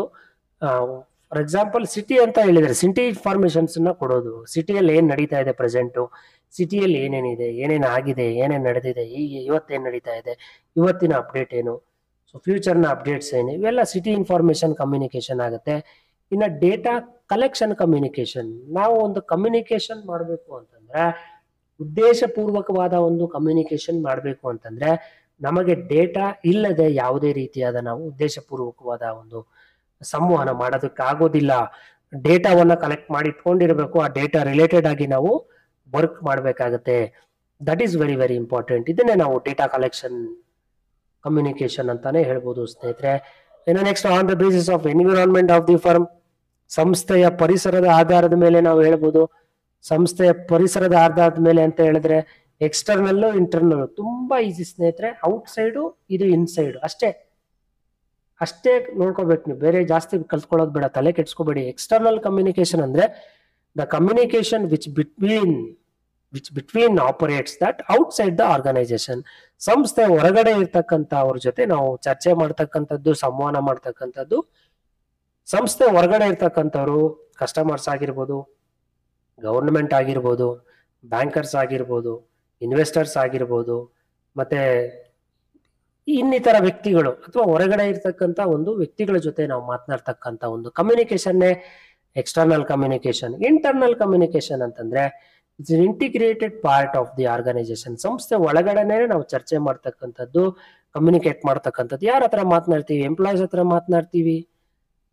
ಹತ್ರ ಮಾತನಾಡ್ತೀವಿ, ಮ್ಯಾನೇಜರ್ ಹತ್ರ ಮಾತನಾಡ್ತೀವಿ, ಅಥವಾ ಅಲ್ವಾ ಸಿಇಒ ಹತ್ರ ಮಾತನಾಡ್ತೇವೆ, ಅಥವಾ ವೈಸ್ ಪ್ರೆಸಿಡೆಂಟ್ ಹತ್ರ ಮಾತನಾಡ್ತೇವೆ. ಏನಕ್ಕೆ ಮಾತನಾಡ್ತೇವೆ ಅಂತಂದ್ರೆ ನಮ್ಮ ಉದ್ದೇಶಗಳನ್ನ ಪರಿಪೂರ್ಣಗೊಳಿಸ್ಕೊಳ್ಳೋದಕ್ಕೆ, ಅಥವಾ ನಮ್ಗೆ ಯಾವುದೇ ರೀತಿಯಾದ ಡೌಟ್ಸ್ ಇದ್ರೂ ಕೂಡ ನಾವು ರಿಲೇಟೆಡ್ ವರ್ಕ್ ರಿಲೇಟೆಡ್ ಏನಾದ್ರು ಡೌಟ್ಸ್ ಇದ್ದಾಗ ನಾವು ಚರ್ಚೆ ಮಾಡ್ತಾ ಹೋಗ್ತೀವಿ ಅವ್ರ ಹತ್ರ. ಇದನ್ನೇ ಇಂಟರ್ನಲ್ ಕಮ್ಯುನಿಕೇಶನ್ ಅಂತ ಹೇಳ್ಬೋದು ಸ್ನೇಹಿತರೆ. ಮಾಡಲ್ಸ್ ಆಫ್ ಕಮ್ಯುನಿಕೇಶನ್ ತುಂಬಾ ಇಂಪಾರ್ಟೆಂಟ್. ಇದು there are 4 models of communication. Important ಆಗಿ ಎಕ್ಸಾಮರ್ ಕೇಳ್ತಾರೆ, ಜಸ್ಟ್ ಒಂದು ಅರ್ಥ ಮಾಡಿ ಇಟ್ಕೊಂಡಿರಿ ಅಂತ ಹೇಳ್ತೀನಿ. ಈ ಒಂದು ಕಾನ್ಸೆಪ್ಟ್ ಎಷ್ಟು ಈಸಿ ಅಂತ ಇದೆಯಾ ಅಂತ. ಶನಾನ್ಸ್ ಮಾಡೆಲ್ ಏನ್ ಹೇಳುತ್ತೆ ಅಂತಂದ್ರೆ, ನೋಡಿ, ಫಸ್ಟ್ ಆಫ್ ಆಲ್ ಇದ್ರ ಬಗ್ಗೆ ತಿಳ್ಕೊಬೇಕಾಗಿರೋದು 1948 ಅಲ್ಲಿ ಪ್ರಾರಂಭ ಆಗುತ್ತೆ ಈ ಒಂದು ಶನಾನ್ಸ್ ಮಾಡೆಲ್. ಈ ಶನಾನ್ಸ್ ಮಾಡೆಲ್ ಜಾರಿಗೆ ಮಾಡತಕ್ಕಂತ ವ್ಯಕ್ತಿ ಯಾರಪ್ಪ ಅಂತಂದ್ರೆ ಕ್ಲಾಡ್ ಶನಾಲ್ಸ್ ಅಂತ ಹೇಳಿ ಅಂತ ಅವರು ವ್ಯಕ್ತಿಯಾಗಿದ್ದಾರೆ. ಕ್ಲಾಡ್ ಶನಾನ್ಸ್ ಅನ್ನೋರು. ಇವ್ರು ಏನ್ ಮಾಡ್ತಾರೆ ಅಂತಂದ್ರೆ, ಒಬ್ಬ ವ್ಯಕ್ತಿ ಇನ್ನೊಬ್ಬರ ಜೊತೆ ಮಾತನಾಡ್ಬೇಕು ಅಂತಂದ್ರೆ ಯಾವ ರೀತಿ ಮಾತನಾಡ್ಬೇಕಪ್ಪ ಅಂತಂದ್ರೆ ಟ್ರಾನ್ಸ್ಮಿಟರ್ ನ ಯೂಸ್ ಮಾಡಿ ಮಾತನಾಡ್ಬೇಕು ಅಂತ ಹೇಳ್ತಾರೆ ಶನಾನ್ಸ್ ಮಾಡೆಲ್. ಟ್ರಾನ್ಸ್ಮಿಟರ್ ನ ಯೂಸ್ ಮಾಡಿ ಯಾವ ರೀತಿ ಮಾತನಾಡಬಹುದು? ನೀವು ಯಾವುದೇ ಡಿವೈಸ್ ಅನ್ನ ತಗೊಳ್ಳಿ, ನೀವು ಫಾರ್ ಎಕ್ಸಾಂಪಲ್ ಫೋನ್ ಆಗಿರ್ಬೋದು, ಕಂಪ್ಯೂಟರ್ ಆಗಿರ್ಬೋದು, ಅದರ್ ಎಲೆಕ್ಟ್ರಾನಿಕ್ ಡಿವೈಸ್, ಲ್ಯಾಪ್ಟಾಪ್, ಇವೆಲ್ಲ ಯಾವುದೇ ಎಲೆಕ್ಟ್ರಾನಿಕ್ ಡಿವೈಸಸ್ ಆಗಿರ್ಬೋದು, ಇವೆಲ್ಲಾ ಡಿವೈಸಸ್ ಜೊತೆ ಇಟ್ಕೊಂಡು ಸಂವಹನ ಮಾಡ್ಬೇಕಾಗತ್ತೆ ಅಂತ ಹೇಳ್ತಾರೆ. ಇವೆಲ್ಲ ಯೂಸ್ ಮಾಡ್ಬೇಕು ಅಂತಂದ್ರೆ ನಮ್ಗೆ ಟ್ರಾನ್ಸ್ಮಿಟರ್ ಬೇಕಲ್ವಾ? ಟ್ರಾನ್ಸ್ಮಿಟರ್ ಅಂದ್ರೆ ನಿಮ್ಗೆ ಗೊತ್ತಿದೆಯಲ್ವಾ? The way which is goes sender to the receiver. ಈ ವೇನೆ ನಾವು ಟ್ರಾನ್ಸ್ಮಿಟರ್ ಅಂತ ಹೇಳ್ತೀವಿ. ಈ ಟ್ರಾನ್ಸ್ಮಿಟರ್ ಅಲ್ಲಿ ಏನೆಲ್ಲ ಅಂಶಗಳಿರುತ್ತೆ ಅವೆಲ್ಲವೂ ಕೂಡ ಈ ಟ್ರಾನ್ಸ್ಮಿಟರ್ ಅಲ್ಲಿ ಮೂವ್ ಆಗ್ತಾ ಇರುತ್ತೆ. ಈ ಸೆಂಡರ್ ಇಂದ ಪ್ರಾರಂಭ ಆಗಿ ರಿಸೀವರ್ಗೆ ಹೋಗುತ್ತದು. ಓಕೆನಾ? ಈ ಟ್ರಾನ್ಸ್ಮಿಟರ್ ನ ಯೂಸ್ ಮಾಡಿಕೊಂಡು ನಾವು ಕಮ್ಯುನಿಕೇಶನ್ ನ ಮಾಡ್ಬೇಕಾಗತ್ತೆ ಅಂತ ಇವ್ರು ಹೇಳ್ತಾರೆ. ಇವ್ರು ಪ್ರಾರಂಭ ಮಾಡಿರ್ತಕ್ಕಂಥ ಮಾಡಲು 1948 ಅಲ್ಲಿ ಪ್ರಾರಂಭ ಆಗುತ್ತೆ. ಇವರ ಹೆಸರೇನಪ್ಪ ಅಂತಂದ್ರೆ ಕ್ಲಾಡ್ ಶನಾನ್ ಅಂತೇಳಿ. ಇವರ ಒಂದು ಮಾಡೆಲ್ಲೇ ಶನಾನ್ಸ್ ಮಾಡೆಲ್ ಅಂತೇಳಿ. ಓಕೆನಾ? ಇನ್ನು ಎರಡನೇ ಮಾಡೆಲ್ ಯಾವ್ದಪ್ಪ ಅಂತಂದ್ರೆ ಬರ್ಲೋಸ್ ಮಾಡೆಲ್. ಇವ್ರೇನ್ ಹೇಳ್ತಾರೆ ಅಂತಂದ್ರೆ, ಇವರು ಒಂದು ಮೆಸೇಜ್ ಅನ್ನ ಪ್ರಾಪರ್ ಆಗಿ ಎನ್ಕೋಡ್ ಮಾಡಿ ಮತ್ತೆ ಡಿಕೋಡ್ ಮಾಡಿ ಅಂತ ಹೇಳ್ತಾರೆ. ಎನ್ಕೋಡ್ ಡಿಕೋಡ್ ಅಂತಂದ್ರೆ ನಿಮ್ಗೆ ಗೊತ್ತಿದೆ, ಸೆಂಡರ್ ಏನ್ ಮಾಡ್ತಾನೆ, ಫಸ್ಟ್ ಎನ್ಕೋಡ್ ಮಾಡ್ತಾನೆ ಡೀಟೇಲ್ಸ್ ಅಂದ್ರೆ ಸೆಂಡರ್ ಹೇಳ್ತಕ್ಕಂತ ಕಳಿಸ್ತಕ್ಕಂತ ಪ್ರಾಥಮಿಕವಾದಂತಹ ಒಂದು ಅಂಶನ ಎನ್ಕೋಡರ್. ಅದಾದ್ಮೇಲೆ ಡಿಕೋಡರ್ ಈ ಸೆಂಡರ್ ಎನ್ಕೋಡ್ ಮಾಡಿದನ್ನ ಇನ್ನೊಬ್ಬನಿಗೆ ಡಿಕೋಡ್ ಮಾಡ್ತಾನೆ. ಯಾರಿಗೆ? ರಿಸೀವರ್ಗೆ ಡಿಕೋಡ್ ಮಾಡ್ತಾನೆ. ರಿಸೀವರ್ಗೆ ಡಿಕೋಡ್ ಮಾಡಿದಾಗ ರಿಸೀವರು ಡಿಕೋಡರ್ನ ಅರ್ಥ ಮಾಡ್ಕೊಂಡು ಮತ್ತೆ ರಿಯಾಕ್ಟ್ ಮಾಡೋದು ಸೆಂಡರ್ಗೆ ಅಲ್ವಾ? ಸೊ ಇಲ್ಲಿ ಸೆಂಡರು ಎನ್ಕೋಡ್ ಮಾಡಿರ್ತಕ್ಕಂತ ವಿಷಯಗಳು ರಿಸೀವರ್ಗೆ ಡಿಕೋಡ್ ಆಗುತ್ತೆ, ಡಿಕೋಡ್ ಆಗಿ ಇಲ್ಲಿ ರೀಚ್ ಆಗುತ್ತೆ. ಇದನ್ನೇ ಅವ್ರು ಹೇಳ್ತಕ್ಕಂಥದ್ದು. ಮೆಸೇಜ್ ಅಂತಕ್ಕಂಥದ್ದು ಪ್ರಾಪರ್ ಆಗಿ ಎನ್ಕೋಡ್ ಆಗಿರ್ಬೇಕು ಮತ್ತೆ ಡಿಕೋಡ್ ಆಗಿರ್ಬೇಕು. ಯಾರಿಗೆ? ರಿಸೀವರ್ಗೆ ಡಿಕೋಡ್ ಆಗಿದ್ರೆ ಮಾತ್ರನೇ ಅವ್ರು ನಿಮ್ಗೆ ರೆಸ್ಪಾನ್ಸ್ ಕೊಡ್ತಕ್ಕಂಥದ್ದು. ಮತ್ತೆ ಇವೆರಡೂ ಕೂಡ ತುಂಬಾ ಎಫೆಕ್ಟಿವ್ ಆಗಿ ತುಂಬಾ ಕೇರ್ಫುಲ್ ಆಗಿ ನಡೀತಕ್ಕಂಥ ಒಂದು ಪ್ರೋಸೆಸ್ ಅನ್ನೇ ನಾವು ಬರ್ಲೋಸ್ ಮಾಡೆಲ್ ಅಲ್ಲಿ ನೋಡ್ತೀವಿ. ಏನಾ? In this model stresses on the relationship between the person sending the messages and receiver. ಅವರಿಬ್ಬರ ನಡುವೆ ಒಂದು ಸ್ಟ್ರೆಸ್ ಏನಿರುತ್ತೆ, ಮಾತನಾಡ್ತಕ್ಕಂಥ ಒಂದು ಸಿಚುವೇಶನ್ ಅಲ್ಲಿ ಅವರಿಬ್ಬರ ನಡುವೆ ಏನ್ ಸ್ಟ್ರೆಸ್ ಇರುತ್ತೆ, ಆ ಒಂದು ರಿಲೇಶನ್ಶಿಪ್ ಅನ್ನ ಹೇಳುತ್ತೆ ಸ್ನೇಹಿತರೆ ಬರ್ಲೋಸ್ ಮಾಡಲ್. ಈ ಬರ್ಲೋ ಅನ್ನೋರೆ ಈ ಒಂದು ಮಾಡೆಲ್ ನ ಕೊಟ್ಟಿರ್ತಾರೆ, ಅದು ಗೊತ್ತಿರ್ಲಿ. ನೆಕ್ಸ್ಟ್ ಸ್ಕ್ರಾಮ್ಸ್ ಮಾಡೆಲ್ ಅಂತೇಳಿ. ಈ ಸ್ಕ್ರಾಮ್ಸ್ ಮಾಡೆಲ್ ಏನಪ್ಪಾ, ಇದು 1954 ಅಲ್ಲಿ ಕೊಟ್ಟಿರ್ತಾರೆ ಅವರು. ಇವ್ರು ರಿಲೇಟೆಡ್ ಆಗೇ ಇರುತ್ತೆ. ಅದು ಮೇಲೆ ಬರ್ಲೋ ಮಾಡೆಲ್ ಏನಿದೆ ಅದಕ್ಕೆ ರಿಲೇಟೆಡ್ ಆಗೇ ಇದೆ ಇದು. ಸೆಂಡರ್ ಏನ್ ಮಾಡ್ತಾರೆ, ರಿಸೀವರ್ಗೆ ಇನ್ಫಾರ್ಮೇಶನ್ ನ ಕೊಡ್ತಾರೆ. ಇವರಿಬ್ರು ಕೂಡ ರೋಲ್ ವೆರಿ ಇಂಪಾರ್ಟೆಂಟ್ ರೋಲ್ ನ ಪ್ಲೇ ಮಾಡಿದ್ರೆ ಮಾತ್ರನೇ ಸಕ್ಸಸ್ ಆಗುತ್ತೆ ಅಂತ ಹೇಳೋದು. ಸೆಂಡರ್ ಮಾತ್ರನೇ ಮಾತನಾಡ್ತಾ ಇದ್ರೆ that is not effective communication. Sender ಜೊತೆ ರಿಸೀವರ್ ಕೂಡ ಎಫೆಕ್ಟಿವ್ ಆಗಿ ರೋಲ್ ಪ್ಲೇ ಮಾಡಬೇಕು. ಅವರ ಒಂದು ಪಾತ್ರವನ್ನ ನಿರ್ವಹಿಸಬೇಕು ಅಂತಾನೆ ಹೇಳಬೇಕು ಸ್ನೇಹಿತರೆ. ಅವರಿಬ್ರು ಕೂಡ ಒಳ್ಳೆಯ ಪಾತ್ರವನ್ನ ನಿರ್ವಹಿಸಿದಾಗ ಮಾತ್ರನೇ ಕಮ್ಯುನಿಕೇಶನ್ ಅನ್ನತಕ್ಕಂಥದ್ದು ಸಕ್ಸಸ್ ಆಗುತ್ತೆ, ಇಲ್ಲಾಂದ್ರೆ ಫೇಲ್ಯೂರ್ ಆಗ್ಬಿಡುತ್ತೆ ಅಂತ ಸ್ಕ್ರಾಮ್ಸ್ ಮಾಡಲ್ ಹೇಳುತ್ತೆ. ಈ ಸ್ಕ್ರಾಮ್ಸ್ ಮಾಡಲ್ ಕೊಟ್ಟವ್ರು ಯಾರು? ಸ್ಕ್ರಾಮ್ ಅಂತಕ್ಕಂಥವ್ರು. ಏನಾ, ಇದು 1954 ಅಲ್ಲಿ ಪ್ರಾರಂಭ ಆಗುತ್ತೆ. ಮತ್ತೆ ಇನ್ನೊಂದು ಇಂಪಾರ್ಟೆಂಟ್ ಎಕ್ಸಾಮ್ಗಳೇ ಮೋಸ್ಟ್ ರಿಪೀಟೆಡ್ ಆಗಿರ್ತಕ್ಕಂಥ ಮಾಡೆಲ್ ಯಾವ್ದಪ್ಪ ಅಂತಂದ್ರೆ ಹೆಲಿಕಲ್ ಮಾಡೆಲ್.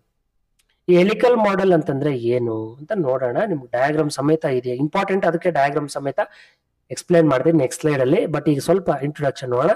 1967 ಅಲ್ಲಿ Frank dance has proposed, Frank dance ಅಂತಂದ್ರೆ ಇವರು ಒಬ್ಬ ವ್ಯಕ್ತಿ, dance has propose the communication model, dance helix model for A better communication process. Helix model, helical model ನ ಕಂಡುಹಿಡಿದಿದ್ದಾರೆ ಯಾರಪ್ಪ ಅಂತಂದ್ರೆ ಫ್ರಾಂಕ್ ಡ್ಯಾನ್ಸ್ ಅಂತಕ್ಕಂಥವ್ರು ಪ್ರಪೋಸ್ ಮಾಡಿ ಇದನ್ನ ಕಂಡುಹಿಡಿದಿರ್ತಾರೆ. ಇದನ್ನ ನಾವು ಡ್ಯಾನ್ಸ್ ಹೆಲಿಕ್ಸ್ ಮಾಡೆಲ್ ಅಂತ ಕೂಡ ಕರಿತೀವಿ. The name helical comes from helix, which means object have a three-dimensional shape like that the wired wound uniformly around the cyclical or cone.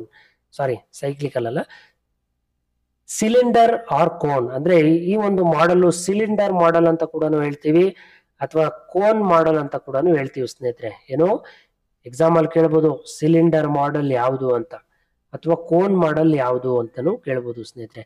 ಅಥವಾ ಹೆಲಿಕಲ್ ಮಾಡೆಲ್ ಯಾವುದನ್ನ represent ಮಾಡುತ್ತೆ ಅಂತಂದ್ರೆ ಕೋನ್ ರೆಪ್ರೆಸೆಂಟ್ ಮಾಡುತ್ತೆ, ಅಥವಾ cylinder ಅನ್ನ ರೆಪ್ರೆಸೆಂಟ್ ಮಾಡುತ್ತೆ. ಅಂದ್ರೆ ಈ ಮಾಡೆಲ್ ಸಿಲಿಂಡರ್ ಮಾಡೆಲ್ ಆಗಿ ಇರುತ್ತೆ ಅಂತ ಹೇಳೋದು. ಹೆಲಿಕ್ಸ್ ಸ್ಟ್ರಕ್ಚರ್ ಅಂದ್ರೆ ಈ ಒಂದು ಮಾಡೆಲ್ ಅಲ್ಲಿ bottom or starting is very small. Starting ಅಂತಕ್ಕಂಥದ್ದು ತುಂಬಾ ಸ್ಮಾಲ್ ಆಗಿರುತ್ತೆ. ಹೋಗ್ತಾ ಹೋಗ್ತಾ ಹೋಗ್ತಾ ಹೋಗ್ತಾ ಮೇಲಕ್ಕೆ ಹೋಗ್ತಾ ಹೋಗ್ತಾ ಹೋಗ್ತಾ ಅದೇನದು ಬಿಗ್ಗರ್ ಸರ್ಕಲ್ ಆಗುತ್ತೆ. ಇದನ್ನೇ ಹೇಳೋದು. ನಿಮ್ಗೆ ಡಯಾಗ್ರಾಮ್ ನೋಡಿದ್ರೆ ಚೆನ್ನಾಗಿ ಅರ್ಥ ಆಗ್ಬಿಡುತ್ತೆ. ಇಲ್ಲ ಮೀನಿಂಗ್ ಬರ್ಕೊಂಡ್ಲಿ ಅಂತ ನಾನು ಕೊಟ್ಟಿದ್ದೀನಿ, ಇದು ಬರ್ಕೊಳ್ಳಿ. ನೆಕ್ಸ್ಟ್ ಈ ಡಯಾಗ್ರಾಮ್ ನೋಡಿ ಚೆನ್ನಾಗಿ ಅರ್ಥ ಆಗ್ಬಿಡುತ್ತೆ. ಎಕ್ಸಾಂಪಲ್ ಕೇಳಿದ್ರೆ ಅಂತೂ ಇನ್ನೂ ಅದ್ಭುತವಾಗಿ ಅರ್ಥ ಆಗ್ಬಿಡುತ್ತೆ. ನೋಡಿ, ಇದೊಂದು ಕೋನ್ ಮೆಥಡ್ ಅಲ್ಲಿ ಇದೆ, ಕೋನ್ ಟೈಪ್ ಅಲ್ಲಿ ಇದೆ ಸ್ನೇಹಿತರೆ. ಸಿಲಿಂಡರ್ ಆಕಾರದಲ್ಲಿದೆ. ಈ ಸಿಲಿಂಡರ್ ಆಕಾರದಲ್ಲಿ ಯಾಕೆ ಕೊಟ್ಟಿದ್ದಾರೆ ಅಂತಂದ್ರೆ, ಒಂದು ಮಗುನ ತಗೋತಾರೆ ಇಲ್ಲಿ ಇವರು. ಮಗು ಪ್ರಾರಂಭದಲ್ಲಿ ಚಿಕ್ಕ ಮಗು, ಆಗ್ತಾನೆ ಹುಟ್ಟಿರ್ತಕ್ಕಂಥ ಮಗು, ಬೇಬಿ ಬರ್ತಾ ಇರ್ತಕ್ಕಂಥ ಮಗುವಿನ ಕಮ್ಯುನಿಕೇಶನ್ ಇಲ್ಲಿಂದ ಪ್ರಾರಂಭ ಆದ್ರೆ ಅದು ಮಗು ಹೋಗ್ತಾ ಹೋಗ್ತಾ ಹೋಗ್ತಾ ಹೋಗ್ತಾ ಹೋಗ್ತಾ ಕಮ್ಯುನಿಕೇಶನ್ ಯಾವ ರೀತಿ ಈ ಸೈಕ್ಲಿಕಲ್ ರೌಂಡ್ ಟೈಪ್ ಮುಖಾಂತರ ಇಲ್ಲಿ ಹೋಗಿ ಇಲ್ಲಿ ಕನೆಕ್ಟ್ ಆಗುತ್ತೆ. ಹೇಗೆ ಕನೆಕ್ಟ್ ಆಗುತ್ತೆ ಇಲ್ಲಿ ಅಂತಂದ್ರೆ, ಮಗುವಿನ ಕಮ್ಯುನಿಕೇಶನ್ ಇಲ್ಲಿ ಚಿಕ್ಕದಾಗಿರುತ್ತೆ, ಹಾಗೆಯೇ ಚಿಕ್ಕದಾಗಿ ಹೋಗ್ತಾ ಹೋಗ್ತಾ ಹೋಗ್ತಾ ಹೋಗ್ತಾ ಹೋಗ್ತಾ ಹೋಗ್ತಾ ಹೋಗ್ತಾ ಹೋಗ್ತಾ ಮಗು ದೊಡ್ಡದಾಗಿ ಸ್ವಲ್ಪ ಬೆಳೆದ್ರೆ ಆ ಒಂದು ಕಮ್ಯುನಿಕೇಶನ್ ತುಂಬಾ ವೈಡ್ ಆಗೋಗಿರುತ್ತೆ. ಇದನ್ನ ನಾವು ಹೆಲಿಕಲ್ ಮಾಡೆಲ್ ಅಂತ ಹೇಳೋದು. ಎಕ್ಸಾಂಪಲ್ ನೋಡಿ, when a child is born, ಇಲ್ಲಿ ಮಗು ಅನ್ಕೊಳ್ಳಿ, child is born, only means of communication for his crime and cries. ಇಲ್ಲಿ ಮಗು ಏನ್ ಮಾಡುತ್ತೆ, ಮಾತನಾಡಲ್ಲ, ಜಸ್ಟ್ ಅಳುತ್ತೆ. ಮಗು ಜಸ್ಟ್ ಅಳುತ್ತೆ, ಮಗು ಏನ್ ಮಾಡುತ್ತೆ, ಜಸ್ಟ್ ಅಳುತ್ತೆ. ಇಲ್ಲಿ ಏನಕ್ಕೆ, ಏನಾದ್ರು ಬೇಕು ಅಂತಂದ್ರೆ ಅಳುತ್ತೆ, ಹೊಟ್ಟೆ ಹಸುವಾದಾಗ ಅಳುತ್ತೆ, ನೋವಾದಾಗ ಅಳುತ್ತೆ, ಜ್ವರ ಬಂದಾಗ ಅಳುತ್ತೆ ಅಲ್ವಾ, ಅಷ್ಟೇ. ಆ ಮಗು ಅಷ್ಟೇ ಅಳುತ್ತೆ. ಇಲ್ಲಿ ಕಮ್ಯುನಿಕೇಶನ್ ತುಂಬಾ ಕಡಿಮೆ ಇರುತ್ತೆ. ಇಲ್ಲಿ ಮಗು ಹೋಗ್ತಾ ಹೋಗ್ತಾ ಹೋಗ್ತಾ ಹೋಗ್ತಾ ಮಗು ಬೆಳೀತಾ ಬೆಳೀತಾ ಬೆಳೀತಾ ಬೆಳೀತಾ ಇಲ್ಲಿ ಕಮ್ಯುನಿಕೇಶನ್ ಮಾತನಾಡೋದು ಜಾಸ್ತಿ ಆಗ್ತಾ ಹೋಗುತ್ತೆ. ವೈಡರ್ ಅಂಡ್ ಬ್ರಾಡರ್, ಹೆಚ್ಚು ಆಗ್ತಾ ಹೋಗುತ್ತೆ ಕಮ್ಯುನಿಕೇಶನ್, ಹೆಚ್ಚು ಜಾಸ್ತಿ ಆಗ್ತಾ ಆಗ್ತಾ ಆಗ್ತಾ ಇಲ್ಲಿ ಮಗು ಮಾತನಾಡೋದಕ್ಕೆ ಪ್ರಾರಂಭ ಮಾಡ್ಬಿಡುತ್ತೆ. ಇಲ್ಲಿ ಮಗು ಮಾತನಾಡೋದಕ್ಕೆ ಸ್ವಲ್ಪ ಸ್ವಲ್ಪನೇ ಮಾತಾಡೋದು. ನಿಮ್ಗೆ ಗೊತ್ತಿದೆ, ಮಗು ಎಕ್ಸಾಂಪಲ್ ಕೊಟ್ಟಿದ ತಕ್ಷಣ ನೀವು ಇಲ್ಲಿ ಅರ್ಥ ಮಾಡ್ಕೊಂಡ್ಬಿಡ್ಬೇಕು. ಮಗು ಯಾವ ತರ ಮಾತನಾಡೋದನ್ನ ಕಲಿಯುತ್ತೆ. ಚಿಕ್ಕದಾಗಿ ಮಾತಾಡ್ಕೊಂಡು ಮಗು ಮಾತಾಡೋದು ಕಲಿಯಕ್ ಪ್ರಾರಂಭ ಆದ್ರೆ ಇಲ್ಲಿ ಕಮ್ಯುನಿಕೇಶನ್ ತುಂಬಾ ದೊಡ್ಡದಾಗಿರುತ್ತೆ, ವೈಡ್ ಆಗಿರುತ್ತೆ. ಮತ್ತೆ ಮಗುಗೆ ಏನ್ ಬೇಕು ಅದನ್ನ ನಾಯ್ಸ್ ಮಾಡೋದ್ರ ಮುಖಾಂತರ, ಮತ್ತೆ ಮಾತನಾಡೋದ್ರ ಮುಖಾಂತರ, ಲ್ಯಾಂಗ್ವೇಜ್ ಮಾತನಾಡೋದ್ರ ಮುಖಾಂತರ ನೀಡ್ಸ್ ಅನ್ನ ಫುಲ್ಫಿಲ್ ಮಾಡ್ಕೊಳ್ಳುತ್ತೆ ಮಗು. ಈ ಎಕ್ಸಾಂಪಲ್ ಅರ್ಥ ಆಗಿದೆ ಅಂತ ಅರ್ಥ ಮಾಡ್ಕೊಳ್ತೀನಿ ಸ್ನೇಹಿತರೆ. ಓಕೆನಾ, ತುಂಬಾ ಈಸಿ ಇದು. ಮಗುನ ಇಲ್ಲಿ ಎಕ್ಸಾಂಪಲ್ ಕೊಟ್ಟಿದ್ದಾರೆ ಹೆಲಿಕಲ್ ಮಾಡೆಲ್. ಮತ್ತೆ ಇದು ಕೋನು ಮತ್ತೆ ಸಿಲಿಂಡರ್ ಮೆಥಡ್ ಅಂತಾನೆ ಹೇಳ್ಬೋದು ಸ್ನೇಹಿತರೆ. ಓಕೆ, ಸೊ ನೆಕ್ಸ್ಟ್ ನೋಡೋದಾದ್ರೆ transmission model of communication. Transmission ಅಂತಂದ್ರೆ ಇದು ಒನ್ ವೇ ಕಮ್ಯುನಿಕೇಶನ್. ಈಗ ನಾನು ಮಾತಾಡ್ತಾ ಇರೋದು ಒನ್ ವೇ ಕಮ್ಯುನಿಕೇಶನ್. ನಾನೀಗ ನನ್ನ ಎಕ್ಸಾಂಪಲ್ ತಗೊಳ್ಳಿ, ನಾನು ಮಾತಾಡ್ತಾ ಇರ್ತಕ್ಕಂಥದ್ದು transmission model of communication, one way communication. ನಾನು ಏನ್ ಮಾಡ್ತಾ ಇದ್ದೀನಿ, ಇಂಟೆನ್ಷನಲ್ ಆಗಿ ನಾನು ಟ್ರಾನ್ಸ್ಮಿಟ್ ಮಾಡ್ತಾ ಇದ್ದೀನಿ ಮೆಸೇಜ್ನ. ಯಾರಿಗೆ? ನಿಮಗೆ ಇಂಟೆನ್ಷನಲ್ ಆಗಿ ನಾನು ಮೆಸೇಜನ್ನ ಅಥವಾ ಪಾಠವನ್ನ ನಾನು ನಿಮಗೆ ಟ್ರಾನ್ಸ್ಮಿಟ್ ಮಾಡ್ತಾ ಇದ್ದೀನಿ. ಟ್ರಾನ್ಸ್ಫರ್ ಮಾಡ್ತಾ ಇದ್ದೀನಿ, ಅದು ಇಂಟೆನ್ಷನಲ್ ಆಗಿ. ಓಕೆ, ಸುಮ್ಮನೆ ನಾನು ಟೈಮ್ನ ವ್ಯರ್ಥ ಮಾಡ್ತಾ ಇಲ್ಲ, ನಿಮ್ಮ ಟೈಮ್ನು ಕೂಡ ನಾನು ವ್ಯರ್ಥ ಮಾಡ್ತಾ ಇಲ್ಲ. ಇಂಟೆನ್ಷನ್ ಆಗಿ ಒಂದು ಪರ್ಪಸ್ಫುಲ್ ಆಗಿ ನಾನು ಒನ್ ವೇ ಕಮ್ಯುನಿಕೇಶನ್ ಮಾಡ್ತಾ ಇದ್ದೀನಿ. ಇದನ್ನೇ ನಾವು ಟ್ರಾನ್ಸ್ಮಿಷನ್ ಮಾಡೆಲ್ ಆಫ್ ಕಮ್ಯುನಿಕೇಶನ್ ಅಂತ ಹೇಳ್ತೀವಿ. ಇಲ್ಲಿ ಸೆಂಡರ್ ಇರ್ತಾರೆ, ಸೆಂಡರ್ ಎನ್ಕೋಡ್ ಮಾಡಿ ರಿಸೀವರ್ಗೆ ಡಿಕೋಡ್ ಮಾಡ್ತೀವಿ ಅಷ್ಟೇ. ಇಲ್ಲಿ ಸೆಂಟ್ರಲ್ಲಿ ಶಬ್ದ ಇರುತ್ತೆ, ನಾನು ಮಾತಾಡ್ತಾ ಇರೋದೆಲ್ಲ ಶಬ್ದ ಅಲ್ವಾ, ನಾನು ಮಾತಾಡ್ತೀನಿ ನೀವು ಕೇಳಿಸ್ಕೊತೀರಾ ಅಷ್ಟೇ. ಇಲ್ಲಿ ಬೇರೆ ಏನೂ ಇಲ್ಲ. ನೀವು ರಿಪ್ಲೈ ಕೂಡ ಮಾಡಲ್ಲ, ಈಗ ಮಾಡಕ್ ಆಗಲ್ಲ, ನೀವು ಜಸ್ಟ್ ಕೇಳಿಸ್ಕೊತಾ ಇರ್ತೀರಾ. ವಿಡಿಯೋ ನೋಡಿ ಆಮೇಲೆ ಮೆಸೇಜ್ ಮಾಡ್ಬೋದು ಅಷ್ಟೇ ವಿನಃ ಇನ್ ಬಿಟ್ವೀನ್ ಕ್ಲಾಸ್ ಮಾಡ್ಬೇಕಾದ್ರೆ ನೀವು ಮಾತಾಡಕ್ಕಾಗಲ್ಲ. ನಾನು ಹೇಳ್ತೀನಿ, ನೀವು ಕೇಳಿಸ್ಕೊತಾ ಇರ್ತೀರಾ ಅಷ್ಟೇ. ಅದೇ ಇಂಟೆನ್ಷನಲ್ಲಿ ಅಂದ್ರೆ ಅದನ್ನೇ ನಾವಿಲ್ಲಿ ಟ್ರಾನ್ಸ್ಮಿಷನ್ ಮಾಡೆಲ್ ಅಂತ ಹೇಳ್ತೀವಿ ಸ್ನೇಹಿತರೆ. ಇನ್ನ ನೆಕ್ಸ್ಟ್ ನೋಡೋದಾದ್ರೆ ಇಂಟರಾಕ್ಷನ್ ಮಾಡೆಲ್ ಆಫ್ ಕಮ್ಯುನಿಕೇಶನ್ ಅಂತ ಹೇಳ್ಬೋದು. ಇಂಟರಾಕ್ಷನ್ ಅಂತಂದ್ರೆ ಇಲ್ಲಿ ಬರುತ್ತೆ ಸ್ನೇಹಿತರೆ ಫೀಡ್ಬ್ಯಾಕ್, ಅಂದ್ರೆ ಲೈವ್ ಕ್ಲಾಸಸ್ ಆಗಿರ್ಬೋದು. ಈ ಲೈವ್ ಕ್ಲಾಸಸ್ ಮಾಡ್ತಾರಲ್ವಾ, ಯೂಟ್ಯೂಬ್ ಅಲ್ಲಿ ಲೈವ್ ಕ್ಲಾಸಸ್ ಮಾಡಿದಾಗ ಇಂಟರಾಕ್ಷನ್ ಕೊಡ್ತಾ ಇರ್ತಾರೆ, ಕಮೆಂಟ್ಸ್ ಮಾಡ್ತಾ ಇರ್ತಾರೆ, ಲೈವ್ ಆಗಿ ಫೀಡ್ಬ್ಯಾಕ್ ಕೊಡ್ತಾ ಇರ್ತಾರೆ. ಫಿಸಿಕಲ್ ಆಗಿ ಲೈವ್ ಆಗಿ ಅವ್ರ ಮನ್ಸಲ್ಲಿ ಏನ್ ಬರುತ್ತೆ ಅದನ್ನ ಅವರು ಫೀಡ್ಬ್ಯಾಕ್, ಸೈಕಾಲಜಿಕಲ್ ಆಗಿ ಅವರು ಫೀಡ್ಬ್ಯಾಕ್ ಅನ್ನ ಕೊಡ್ತಾ ಇರ್ತಾರೆ. ಓಕೆನಾ, ಇದು ಎರಡೂ ಕಡೆಯಿಂದ ಆಗ್ತಾರೆ. ಇಲ್ಲಿ ನೋಡ್ಕೊಳ್ಳಿ, ಇಲ್ಲಿ ಸೆಂಡರ್ ರಿಸೀವರ್ ಕೂಡ ಆಗ್ತಾನೆ ಕೆಲವೊಂದ್ಸಲ, ಇಲ್ಲಿ ರಿಸೀವರ್ ಸೆಂಡರ್ ಕೂಡ ಆಗ್ತಾನೆ. ಹೇಗೆ ಅಂತಂದ್ರೆ, ಈಗ ಒಬ್ಬ ಪಾಠ ಮಾಡ್ತಕ್ಕಂತ ವ್ಯಕ್ತಿ ಟೂ ವೇ ಕಮ್ಯುನಿಕೇಶನ್, ಇದನ್ನ ನಾವು ಟೂ ವೇ ಕಮ್ಯುನಿಕೇಶನ್ ಅಂತಾನು ಹೇಳ್ಬೋದು ಸ್ನೇಹಿತರೆ. Two way communication, interaction exam ಅಲ್ಲಿ ಕೇಳ್ಬೋದು. Interaction model of communication is what type of communication, one way two Vena ಅಂತ ಕೇಳ್ಬೋದು, ಅಥವಾ ಒನ್ ವೇ ಟೂ ವೇ ಎರಡೂನ ಅಂತ ಕೇಳ್ಬೋದು. ಅಲ್ಲ, ಇದು ಓನ್ಲಿ ಟೂ ವೇ ಕಮ್ಯುನಿಕೇಶನ್ ಅಂತ ನೀವು ಎಕ್ಸ್ಪ್ಲೈನ್ ಮಾಡಬೇಕು ಮತ್ತೆ ಹೇಳ್ಬೇಕಾಗತ್ತೆ. ಇಲ್ಲಿ ಸೆಂಡರ್ ಮಾಹಿತಿಯನ್ನ ಕೊಟ್ಟಾಗ ಈತ ರಿಸೀವರ್ ಆಗ್ತಾರೆ, ಮತ್ತೆ ನಿಮ್ಗೆ ಫೀಡ್ಬ್ಯಾಕ್ ಮುಖಾಂತರ ಕ್ವಶನ್ಸ್ ಅನ್ನ ಕೇಳಿದಾಗ ಇವ್ರು ಸೆಂಡರ್ ಆಗ್ತಾರೆ, ನೀವು ರಿಸೀವರ್ ಆಗ್ತೀರಾ. ಇದನ್ನೇ ಇಂಟ್ರಾಕ್ಷನ್ ಮಾಡೆಲ್ ಅಂತ ಹೇಳೋದು. ಓಕೆನಾ, ಇಲ್ಲಿ ಮೆಸೇಜ್ ಫೀಡ್ಬ್ಯಾಕ್ ಎರಡೂ ಇರುತ್ತೆ, ಎರಡೂ ಕೂಡ ಇರುತ್ತೆ. ನಿಮಗೆ ಇದು ಕಂಟೆಂಟ್ ತುಂಬಾ ಈಸಿಯಾಗಿ ಅರ್ಥ ಆಯ್ತು ಅಂತ ಅನ್ಕೋತೀನಿ ಡಯಾಗ್ರಾಮ್ ನೋಡಿದ ತಕ್ಷಣ. ಮತ್ತೆ ನೆಕ್ಸ್ಟ್ ಏನಪ್ಪಾ ಅಂತಂದ್ರೆ transaction model of communication. Transaction model of communication ಅಂತಂದ್ರೆ ಯಾವುದೇ ಒಂದು ಬಿಸ್ನೆಸ್ ರಿಲೇಟೆಡ್ ಆಗಿ ನಾವು ಕಮ್ಯುನಿಕೇಟ್ ಮಾಡಿದ್ರೆ, ನಮ್ಮ ರಿಲೇಶನ್ಶಿಪ್ ನ ಇನ್ಕ್ರೀಸ್ ಮಾಡ್ಕೊಳ್ಳೋದಕ್ಕೆ ಬಿಸ್ನೆಸ್ ರಿಲೇಟೆಡ್ ಆಗಿ ನಾವು ಯಾವುದೇ ಒಂದು ಕಮ್ಯುನಿಕೇಶನ್ ಮಾಡಿದ್ರೆ, ಆ ಒಂದು ಕಮ್ಯುನಿಕೇಶನ್ ಹೇಗಿರುತ್ತೆ ಅಂತಂದ್ರೆ ನಮ್ಮ ರಿಲೇಶನ್ಶಿಪ್ ಗ್ರೋ ಮಾಡ್ಕೊಳ್ಳೋದಕ್ಕೆ ಇರುತ್ತೆ. ನಮ್ಮ ಒಂದು ಸಂಬಂಧ ಏನಿರುತ್ತೆ ಆ ಸಂಬಂಧ ನಮ್ಮ ಸಂಬಂಧವನ್ನ ನಾವು ಅಭಿವೃದ್ಧಿ ಮಾಡ್ಕೊಳ್ಳೋದಕ್ಕೆ ಈ ಒಂದು ಕಮ್ಯುನಿಕೇಶನ್ ಮಾಡ್ತೀವಿ. ಅದು ಟ್ರಾನ್ಸಾಕ್ಷನ್ ಮಾಡೆಲ್ ಅಂತ ಹೇಳ್ತೀವಿ. ಮೋಸ್ಟ್ ಆಫ್ ಆಲ್ ಈ ಒಂದು ಕಮ್ಯುನಿಕೇಶನ್ ಸೋಷಿಯಲ್ ಆಗಿ ಜನರಲ್ ಆಗಿ ಒಂದು ಕಮ್ಯುನಿಕೇಟ್ ಮಾಡ್ತಕ್ಕಂಥದ್ದು ಸಂಸ್ಥೆಗಳಲ್ಲೂ ಕೂಡ ನಾವು ಇದನ್ನ ನೋಡ್ಬೋದು. ಸೋಷಿಯಲ್, ರಿಲೇಷನಲ್ ಅಂಡ್ ಕಲ್ಚರಲ್ ಅಂತ ಹೇಳ್ತೀವಿ. ಎಲ್ಲ ಸಂಸ್ಥೆಗಳಲ್ಲೂ ನಾವು ನೋಡ್ಬೋದು.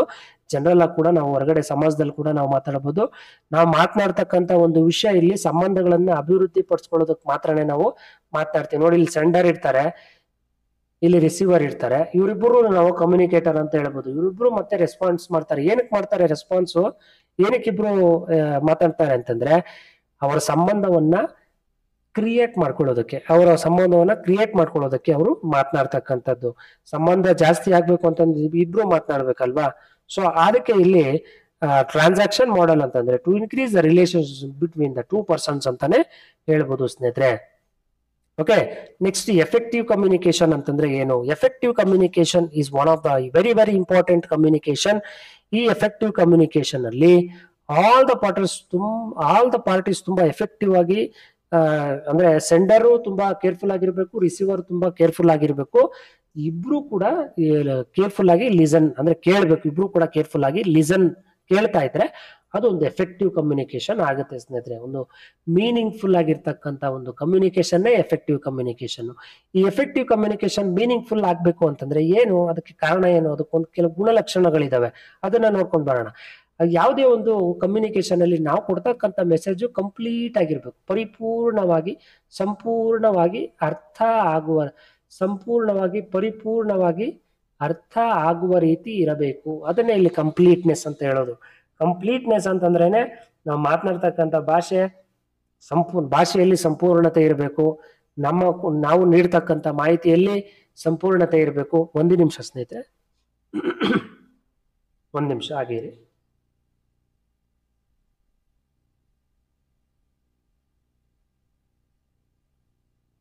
ಓಕೆ, ಸಾರಿ. ಕಂಪ್ಲೀಟ್ನೆಸ್ ಇರಬೇಕು ಸ್ನೇಹಿತರೆ. ಮತ್ತೆ ನಾವು ಮಾತನಾಡ್ತಕ್ಕಂಥ ಕಮ್ಯುನಿಕೇಶನ್ ಅಲ್ಲಿ ಕ್ಲಿಯರ್ನೆಸ್ ಇರಬೇಕು. ಕ್ಲಿಯರ್ನೆಸ್ ಮತ್ತೆ ಇಂಟಿಗ್ರಿಟಿ ಆಫ್ ಮೆಸೇಜ್ ಕೂಡ ಇರಬೇಕು. ಅಂದ್ರೆ ಸಂದೇಶದಲ್ಲಿ ಸ್ಪಷ್ಟತೆ ಇರಬೇಕು ಮತ್ತೆ ಸಮಗ್ರತೆ ಇರಬೇಕು ಸ್ನೇಹಿತರೆ. ಸ್ಪಷ್ಟತೆ ಇರಬೇಕು, ಸಮಗ್ರತೆ ಇರಬೇಕು. ನಾವು ಮಾತನಾಡ್ತಕ್ಕಂಥ ಭಾಷೆಯಲ್ಲಿ ನಾವು ಬಹು ಸ್ಪಷ್ಟತೆಯಿಂದ ಮಾತನಾಡಿದಾಗ ಕೇಳೋರ್ಗೂ ಕೂಡ ಇಷ್ಟ ಆಗುತ್ತೆ ಕೇಳೋದಕ್ಕೆ. ಮತ್ತೆ ನಾವು ಕೊಡ್ತಕ್ಕಂಥ ಮಾಹಿತಿ ಸಮಗ್ರವಾಗಿರ್ಬೇಕು. ಸ್ವಲ್ಪನೇ ಮಾತನಾಡೋದು, ಒಂದೊಂದು ಪದನೇ ಮಾತನಾಡೋದು ಅವ್ರಿಗೆ ಇಷ್ಟ ಆಗಲ್ಲ. ಕಾನ್ಶಿಯನ್ಸ್ ಆಗಿ ಮಾತಾಡ್ಬೇಕು ಸ್ನೇಹಿತರೆ, ಆಗ್ಲೇ ಅದು ಎಫೆಕ್ಟಿವ್ ಕಮ್ಯುನಿಕೇಶನ್ ಆಗೋದು. ನಾವು ಮಾತನಾಡ್ತಕ್ಕಂಥ ಸಂವಹನ ಏನಿದೆ ತುಂಬಾ ಒಂದು ಸಂದೇಶದ ಒಂದು ಪ್ರಜ್ಞೆ ಅಂತಕ್ಕಂಥದ್ದೇ ಇರಬೇಕು. ಪ್ರಜ್ಞೆ ಇರಬೇಕು ಸ್ನೇಹಿತರೆ. ಪ್ರಜ್ಞೆ ಇಲ್ಲ ಅಂತಂದ್ರೆ ನಾವೇನೇನೋ ಮಾತನಾಡ್ಬಿಡ್ತೀವಿ. ನಾವು ಮಾತನಾಡ್ತಕ್ಕಂಥ ಭಾಷೆಯಲ್ಲಿ ಹತೋಟಿ, ನಿಯಂತ್ರಣ, ಪ್ರಜ್ಞೆ ಅಂತಕ್ಕಂಥದ್ದು ಇದ್ದಾಗ ನಮ್ಮ ಭಾಷೆ ಕೇಳುವುದಿಲ್ಲ. ಓಕೆನಾ? ಕೇಳುವವ್ರಿಗೆ ತುಂಬಾ ಇಷ್ಟ ಆಗಿನೇ ಅವ್ರು ಕೇಳ್ತಾರೆ.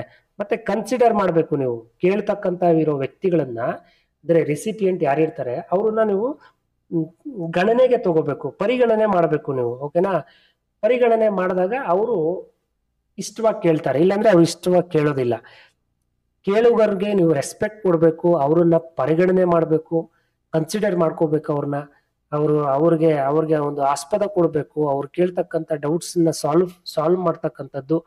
ಮತ್ತೆ ನಿಮ್ಮ ಮೆಸೇಜ್ ಅಲ್ಲಿ ಕ್ಲಾರಿಟಿ ಇರ್ಲಿ ಸ್ನೇಹಿತರೆ, ಆಗ ಎಫೆಕ್ಟಿವ್ ಆಗುತ್ತೆ.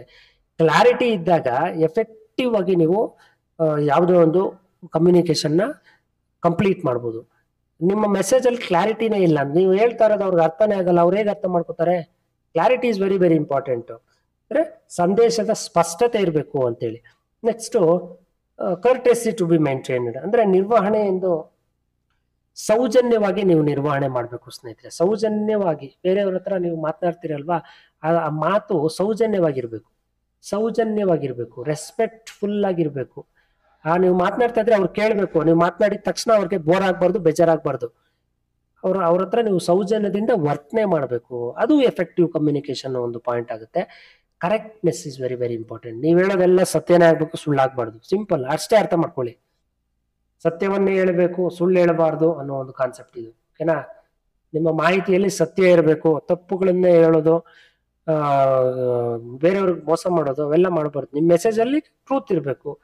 7 C's ಇದೆ. ಆ 7 C's ಅಲ್ಲಿ ಒಂದೊಂದೇ ನೋಡ್ಕೊಂಡ್ ಬರೋಣ. ಎಫೆಕ್ಟಿವ್ ಕಮ್ಯುನಿಕೇಶನ್ ಅಲ್ಲಿ 7 C's. ಆ 7 C ಅಲ್ಲಿ ಮೊದಲನೇದು ಎಲ್ಲ ಸಿನೇ, ಸಿ ಅಂತ ಇರುತ್ತೆ. ಮೊದಲನೇದು ಕಂಪ್ಲೀಟ್ನೆಸ್. ಇಲ್ಲಿ ಏನ್ ಕಲ್ತ್ವಿ ಅದೇ ಪಾಯಿಂಟ್ಸ್ ಇರುತ್ತೆ. ಕಂಪ್ಲೀಟ್ ಆಗಿರ್ಬೇಕು ಸ್ನೇಹಿತರೆ ನಿಮ್ಮ ಮಾಹಿತಿ. ಪ್ರಜ್ಞೆ ಅಂತಕ್ಕಂಥದ್ದು, ನೀವು ಮಾತನಾಡ್ತಕ್ಕಂಥ ಭಾಷೆಯಲ್ಲಿ ನಿಮ್ಮ ಒಂದು ವಿಷಯದಲ್ಲಿ ನೀವಿನ್ನೊಬ್ಬರಿಗೆ ಹೇಳ್ತಾ ಇರ್ತಕ್ಕಂಥ ಒಂದು ಸೆಮಿನಾರ್ ಆಗಿರ್ಬೋದು, ಪ್ರೆಸೆಂಟೇಶನ್ ಆಗಿರ್ಬೋದು, ಅದರಲ್ಲಿ ಕಾನ್ಶಿಯಸ್ನೆಸ್ ಅಂತಕ್ಕಂಥದ್ದು ಇರ್ಲಿ. ಇಲ್ಲ ಅಂದ್ರೆ ಕೆಟ್ಟೋಗುತ್ತೆ ಕೆಲಸ. Next I think this is the last slide ಸ್ನೇಹಿತರೆ. ದಯವಿಟ್ಟು ಕೋಆಪರೇಟ್ ಮಾಡಿ. 2 ನಿಮಿಷಕ್ಕೆ ಮುಗಿಸ್ತೀನಿ ವಿಡಿಯೋ. ಕನ್ಸಿಡರೇಷನ್ ಅಂದ್ರೆ ಪರಿಗಣನೆಗೆ ತಗೋ. ಆಲ್ರೆಡಿ ಈಗ ಹೇಳಿದ್ದೀನಿ ನಾನು. ಕ್ಲಾರಿಟಿ ಅನ್ನೋದು ಕೂಡ ನಿಮ್ಗೆ ಹೇಳಿದ್ದೀನಿ. ಕಾಂಕ್ರೀಟ್ನೆಸ್ ಅಂತ ಒಂದ್ ಹೇಳಿಲ್ಲ. ಅಂದ್ರೆ ನಿಮ್ಮ ಭಾಷೆಯಲ್ಲಿ ಅಥವಾ ನಿಮ್ಮ ಮಾತಿನಲ್ಲಿ ತೂಕ ಇರ್ಲಿ ಸ್ನೇಹಿತರೆ. ಮಾತಿನಲ್ಲಿ ತೂಕ ಇರ್ಲಿ ಅಂತ ಕೇಳಿದ್ದೀರಾ ನೀವು ವರ್ಡು? ನಿಮ್ ಮಾತಲ್ಲಿ ತೂಕನೇ ಇಲ್ಲ, ಒಂದು ವೇಟೇಜ್ ಇರ್ಲಿ, ಒಂದು ಸಾಲಿಡ್ ಆಗಿರ್ಬೇಕು ನೀವು ಮಾತನಾಡ್ತಕ್ಕಂಥದ್ದು. ಆಗ್ಲೇನೆ ಅದು ಕಾಂಕ್ರೀಟ್ನೆಸ್ ಆಗೋದು. That is also one of the C in 7 C's. ಕರೆಕ್ಟೆಸಿ ಇರ್ಲಿ, ಸೌಜನ್ಯ ಇರ್ಲಿ ನಿಮ್ಮ ಭಾಷೆಯಲ್ಲಿ, ನಿಮ್ಮ ನಡತೆಯಲ್ಲಿ ಸೌಜನ್ಯ, ನಿಮ್ಮ ಭಾಷೆಯಲ್ಲಿ ಸೌಜನ್ಯ. ಕರೆಕ್ಟ್ನೆಸ್ಸು, ಸುಳ್ಳು ಹೇಳ್ಬೇಡಿ, ಕರೆಕ್ಟ್ ಆಗಿ ಹೇಳಿ, ತಪ್ಪು ಮಾಹಿತಿಯನ್ನ ಕೊಡಬೇಡಿ. That is very very important. Last, ಈ ಕ್ಲಾಸಲ್ಲಿ ಲಾಸ್ಟ್ ಸ್ಲೈಡ್ ಇದು. ಇನ್ನೂ ಇದೆ, ಬಟ್ ಅದನ್ನ ನೆಕ್ಸ್ಟ್ ಕ್ಲಾಸಲ್ಲಿ ಮಾಡೋಣ. ಬಟ್ ಈ ಕ್ಲಾಸಲ್ಲಿ ಇದು ಲಾಸ್ಟು. ಇಬ್ರು ಇಂಪಾರ್ಟೆಂಟ್ ಪರ್ಸನ್ಸ್ ಎಫೆಕ್ಟಿವ್ ಕಮ್ಯುನಿಕೇಶನ್ಗೆ ಒಂದು ಕೋಟ್ಸ್ ಕೊಟ್ಟಿದ್ದಾರೆ, ಡೆಫಿನೇಷನ್ ರೀತಿ. ಪೀಟರ್ ಡ್ರಕರ್ ಅವ್ರು ಏನ್ ಹೇಳ್ತಾರೆ ಅಂತಂದ್ರೆ, the most important thing in communication is hearing what is and shed. ಅವ್ರು ಬೇರೆಯವ್ರು ಏನು ಹೇಳಲ್ಲ ಅದನ್ನ ನೀವು ಅರ್ಥ ಮಾಡ್ಕೊಳ್ಳೋದೇ ಕಮ್ಯುನಿಕೇಶನ್ ಅಂತ ಹೇಳ್ತಾರೆ. ಎಷ್ಟು ಚೆನ್ನಾಗಿದೆ ನೋಡಿ ಇದು. The most important thing in communication is hearing what is and shed. ಅವ್ರು ಏನು ಹೇಳಿರಲ್ಲ ಅದನ್ನ ನೀವು ಅರ್ಥ ಮಾಡ್ಕೊಂಡ್ಬಿಡ್ಬೇಕು.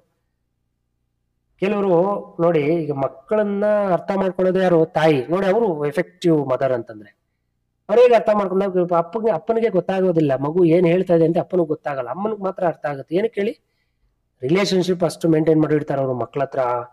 The most important thing in communication is hearing what is and shed. ಮಗು ಏನ್ ಹೇಳಲ್ಲ ಅದು ಗೊತ್ತಾಗ್ಬಿಟ್ಟಿರುತ್ತೆ ಅಮ್ಮಗೆ. ಅದನ್ನೇ ಆ ರೀತಿ ನೀವು ಕಮ್ಯುನಿಕೇಶನ್ ಮಾಡ್ಬೇಕು. ಅದೇ ಎಫೆಕ್ಟಿವ್ ಕಮ್ಯುನಿಕೇಶನ್ ಅಂತಂದ್ರೆ. ಸಂವಹನದಲ್ಲಿ ಅತ್ಯಂತ ಮುಖ್ಯವಾದ ವಿಷಯವೆಂದರೆ ಹೇಳದಿರುವುದನ್ನು ಕೇಳುವುದು. ಅವ್ರು ಏನು ಹೇಳೋದೇ ಇರಲ್ಲ, ಅದು ನಿಮ್ಗೆ ಅರ್ಥ ಆಗ್ಬಿಟ್ಟಿರುತ್ತೆ ಆ ವಿಷಯ.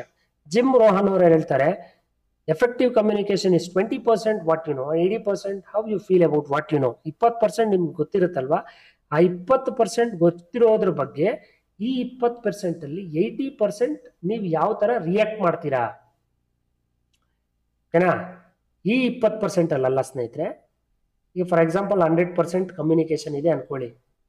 ಈ ಕಮ್ಯುನಿಕೇಶನ್ ಅಲ್ಲಿ 20% ನಿಮ್ಗೆ ಗೊತ್ತಿರುತ್ತೆ. 20% ಗೊತ್ತಿದ್ರೆ ಇನ್ 80% ನೀವು ಯಾವ ತರ ಫೀಲ್ ಮಾಡ್ತೀರಾ ಅನ್ನೋದು ನಿಮ್ಗೆ ಗೊತ್ತಿರಬೇಕು. ಯಾವ ತರ ನಿಮ್ಮ ಭಾವನೆ ಇರುತ್ತೆ, ನಿಮಗೆ ತಿಳಿದಿರುವ ಅಂದ್ರೆ ನೀವೇನ್ ಭಾವಿಸಿರ್ತೀರಾ, ನಿಮ್ಗೆ ಏನ್ ಅರ್ಥ ಆಗುತ್ತೆ, ಅರ್ಥ ಆಗೋದು 80% ಆಗಿರ್ಬೇಕು. 20% ನಿಮ್ಗೆ ಗೊತ್ತಿದ್ರೆ 80% ನೀವು ಅದಕ್ಕೆ ಆ ಒಂದು ವಿಷಯಕ್ಕೆ ನೀವು ಫೀಲ್ ಆಗ್ಬೇಕು ಸ್ನೇಹಿತರೆ. 80% ಫೀಲ್ ಆಗೋದು, 20% ತಿಳ್ಕೊಂಡಿರೋದು. ಇದನ್ನೇ ಅವರು ಜಿಮ್ ರೋಹನ್ ಅವ್ರು ಹೇಳ್ತಾರೆ. ಸ್ನೇಹಿತರೆ, ಇಲ್ಲಿಗೆ ಈ ಒಂದು ಪಾರ್ಟ್ 1 ವಿಡಿಯೋ ಆಯ್ತು ಸ್ನೇಹಿತರೆ. ಪಾರ್ಟ್ 1 ವಿಡಿಯೋ ಇದು. ಇನ್ನೂ ಒಂದು ವಿಡಿಯೋ ಇದೆ, ಅದರಲ್ಲಿ ನೆಕ್ಸ್ಟ್ ಕ್ಲಾಸಲ್ಲಿ ನಾನು ಅದನ್ನ ಕಂಪ್ಲೀಟ್ ಮಾಡಿಕೊಡ್ತೇನೆ. ಆದ್ರೆ ದಯವಿಟ್ಟು ಈ ಒಂದು ವಿಡಿಯೋ ಸಿದ್ಧಪಡಿಸಿರೋದಕ್ಕೆ ನಮಗೆ ತುಂಬಾ ಶ್ರಮ ಪಟ್ಟಿದ್ದೇವೆ ನಾವು ಈ ಒಂದು ವಿಡಿಯೋ ಮಾಡಿರೋದಕ್ಕೆ. ಮತ್ತೆ ನಿಮ್ಗೆ ಅರ್ಥ ಮಾಡಿಸೋದು ಕೂಡ ನಾನು ಶ್ರಮ ಪಟ್ಟಿದ್ದೇನೆ. ಈ ವಿಡಿಯೋ ಹಿಂದೆ ನನ್ನ ಶ್ರಮ ಇದೆ. ದಯವಿಟ್ಟು ಈ ವಿಡಿಯೋಗೊಂದು ಲೈಕ್ ಕೊಡಿ ಸ್ನೇಹಿತರೆ. ಇಷ್ಟ ಆದ್ರೆ ಶೇರ್ ಮಾಡಿ, ಇನ್ನೂ ಇಷ್ಟ ಆದ್ರೆ ಸಬ್ಸ್ಕ್ರೈಬ್ ಮಾಡ್ಕೊಳ್ಳಿ ಸ್ನೇಹಿತರೆ ಅಂತ ಹೇಳ್ತಾ ಈ ಒಂದು ವಿಡಿಯೋನ ಇಲ್ಲಿಗೆ ಎಂಡ್ ಮಾಡ್ತಾ ಇದ್ದೀನಿ. ನಮ್ಮ ಚಾನಲ್ ಇರ್ತಕ್ಕಂಥ ಎಲ್ಲಾ ವಿಡಿಯೋಗಳು ಕೂಡ ಯೂಸ್ ಮಾಡ್ಕೊಳ್ಳಿ ಅಂತ ರಿಕ್ವೆಸ್ಟ್ ಮಾಡ್ಕೊಳ್ತಾ ಒಂದು ಕ್ಲಾಸನ್ನ ಮುಗಿಸ್ತಾ ಇದ್ದೀನಿ ಸ್ನೇಹಿತರೆ. ಎಲ್ಲರಿಗೂ ಒಳ್ಳೇದಾಗ್ಲಿ ಅಂತ ಹೇಳ್ತಾ, ಮತ್ತೆ ಎಲ್ಲರಿಗೂ ಈಸಿಯಾಗಿ ಅರ್ಥ ಆಗ್ಲಿ ಅಂತ ಹೇಳ್ತಾ ಒಂದು ಕ್ಲಾಸನ್ನ ಮುಗಿಸ್ತಾ ಇದ್ದೇನೆ. ಎಲ್ಲರಿಗೂ ಒಳ್ಳೇದಾಗ್ಲಿ, ಎಲ್ಲರಿಗೂ ಅರ್ಥ ಆಗ್ಲಿ, ನೆಕ್ಸ್ಟ್ ಎಕ್ಸಾಮು ಚೆನ್ನಾಗಿ ಬರೀರಿ ಅಂತ ಹೇಳ್ತಾ ಬಾಯ್ ಸ್ನೇಹಿತರೆ.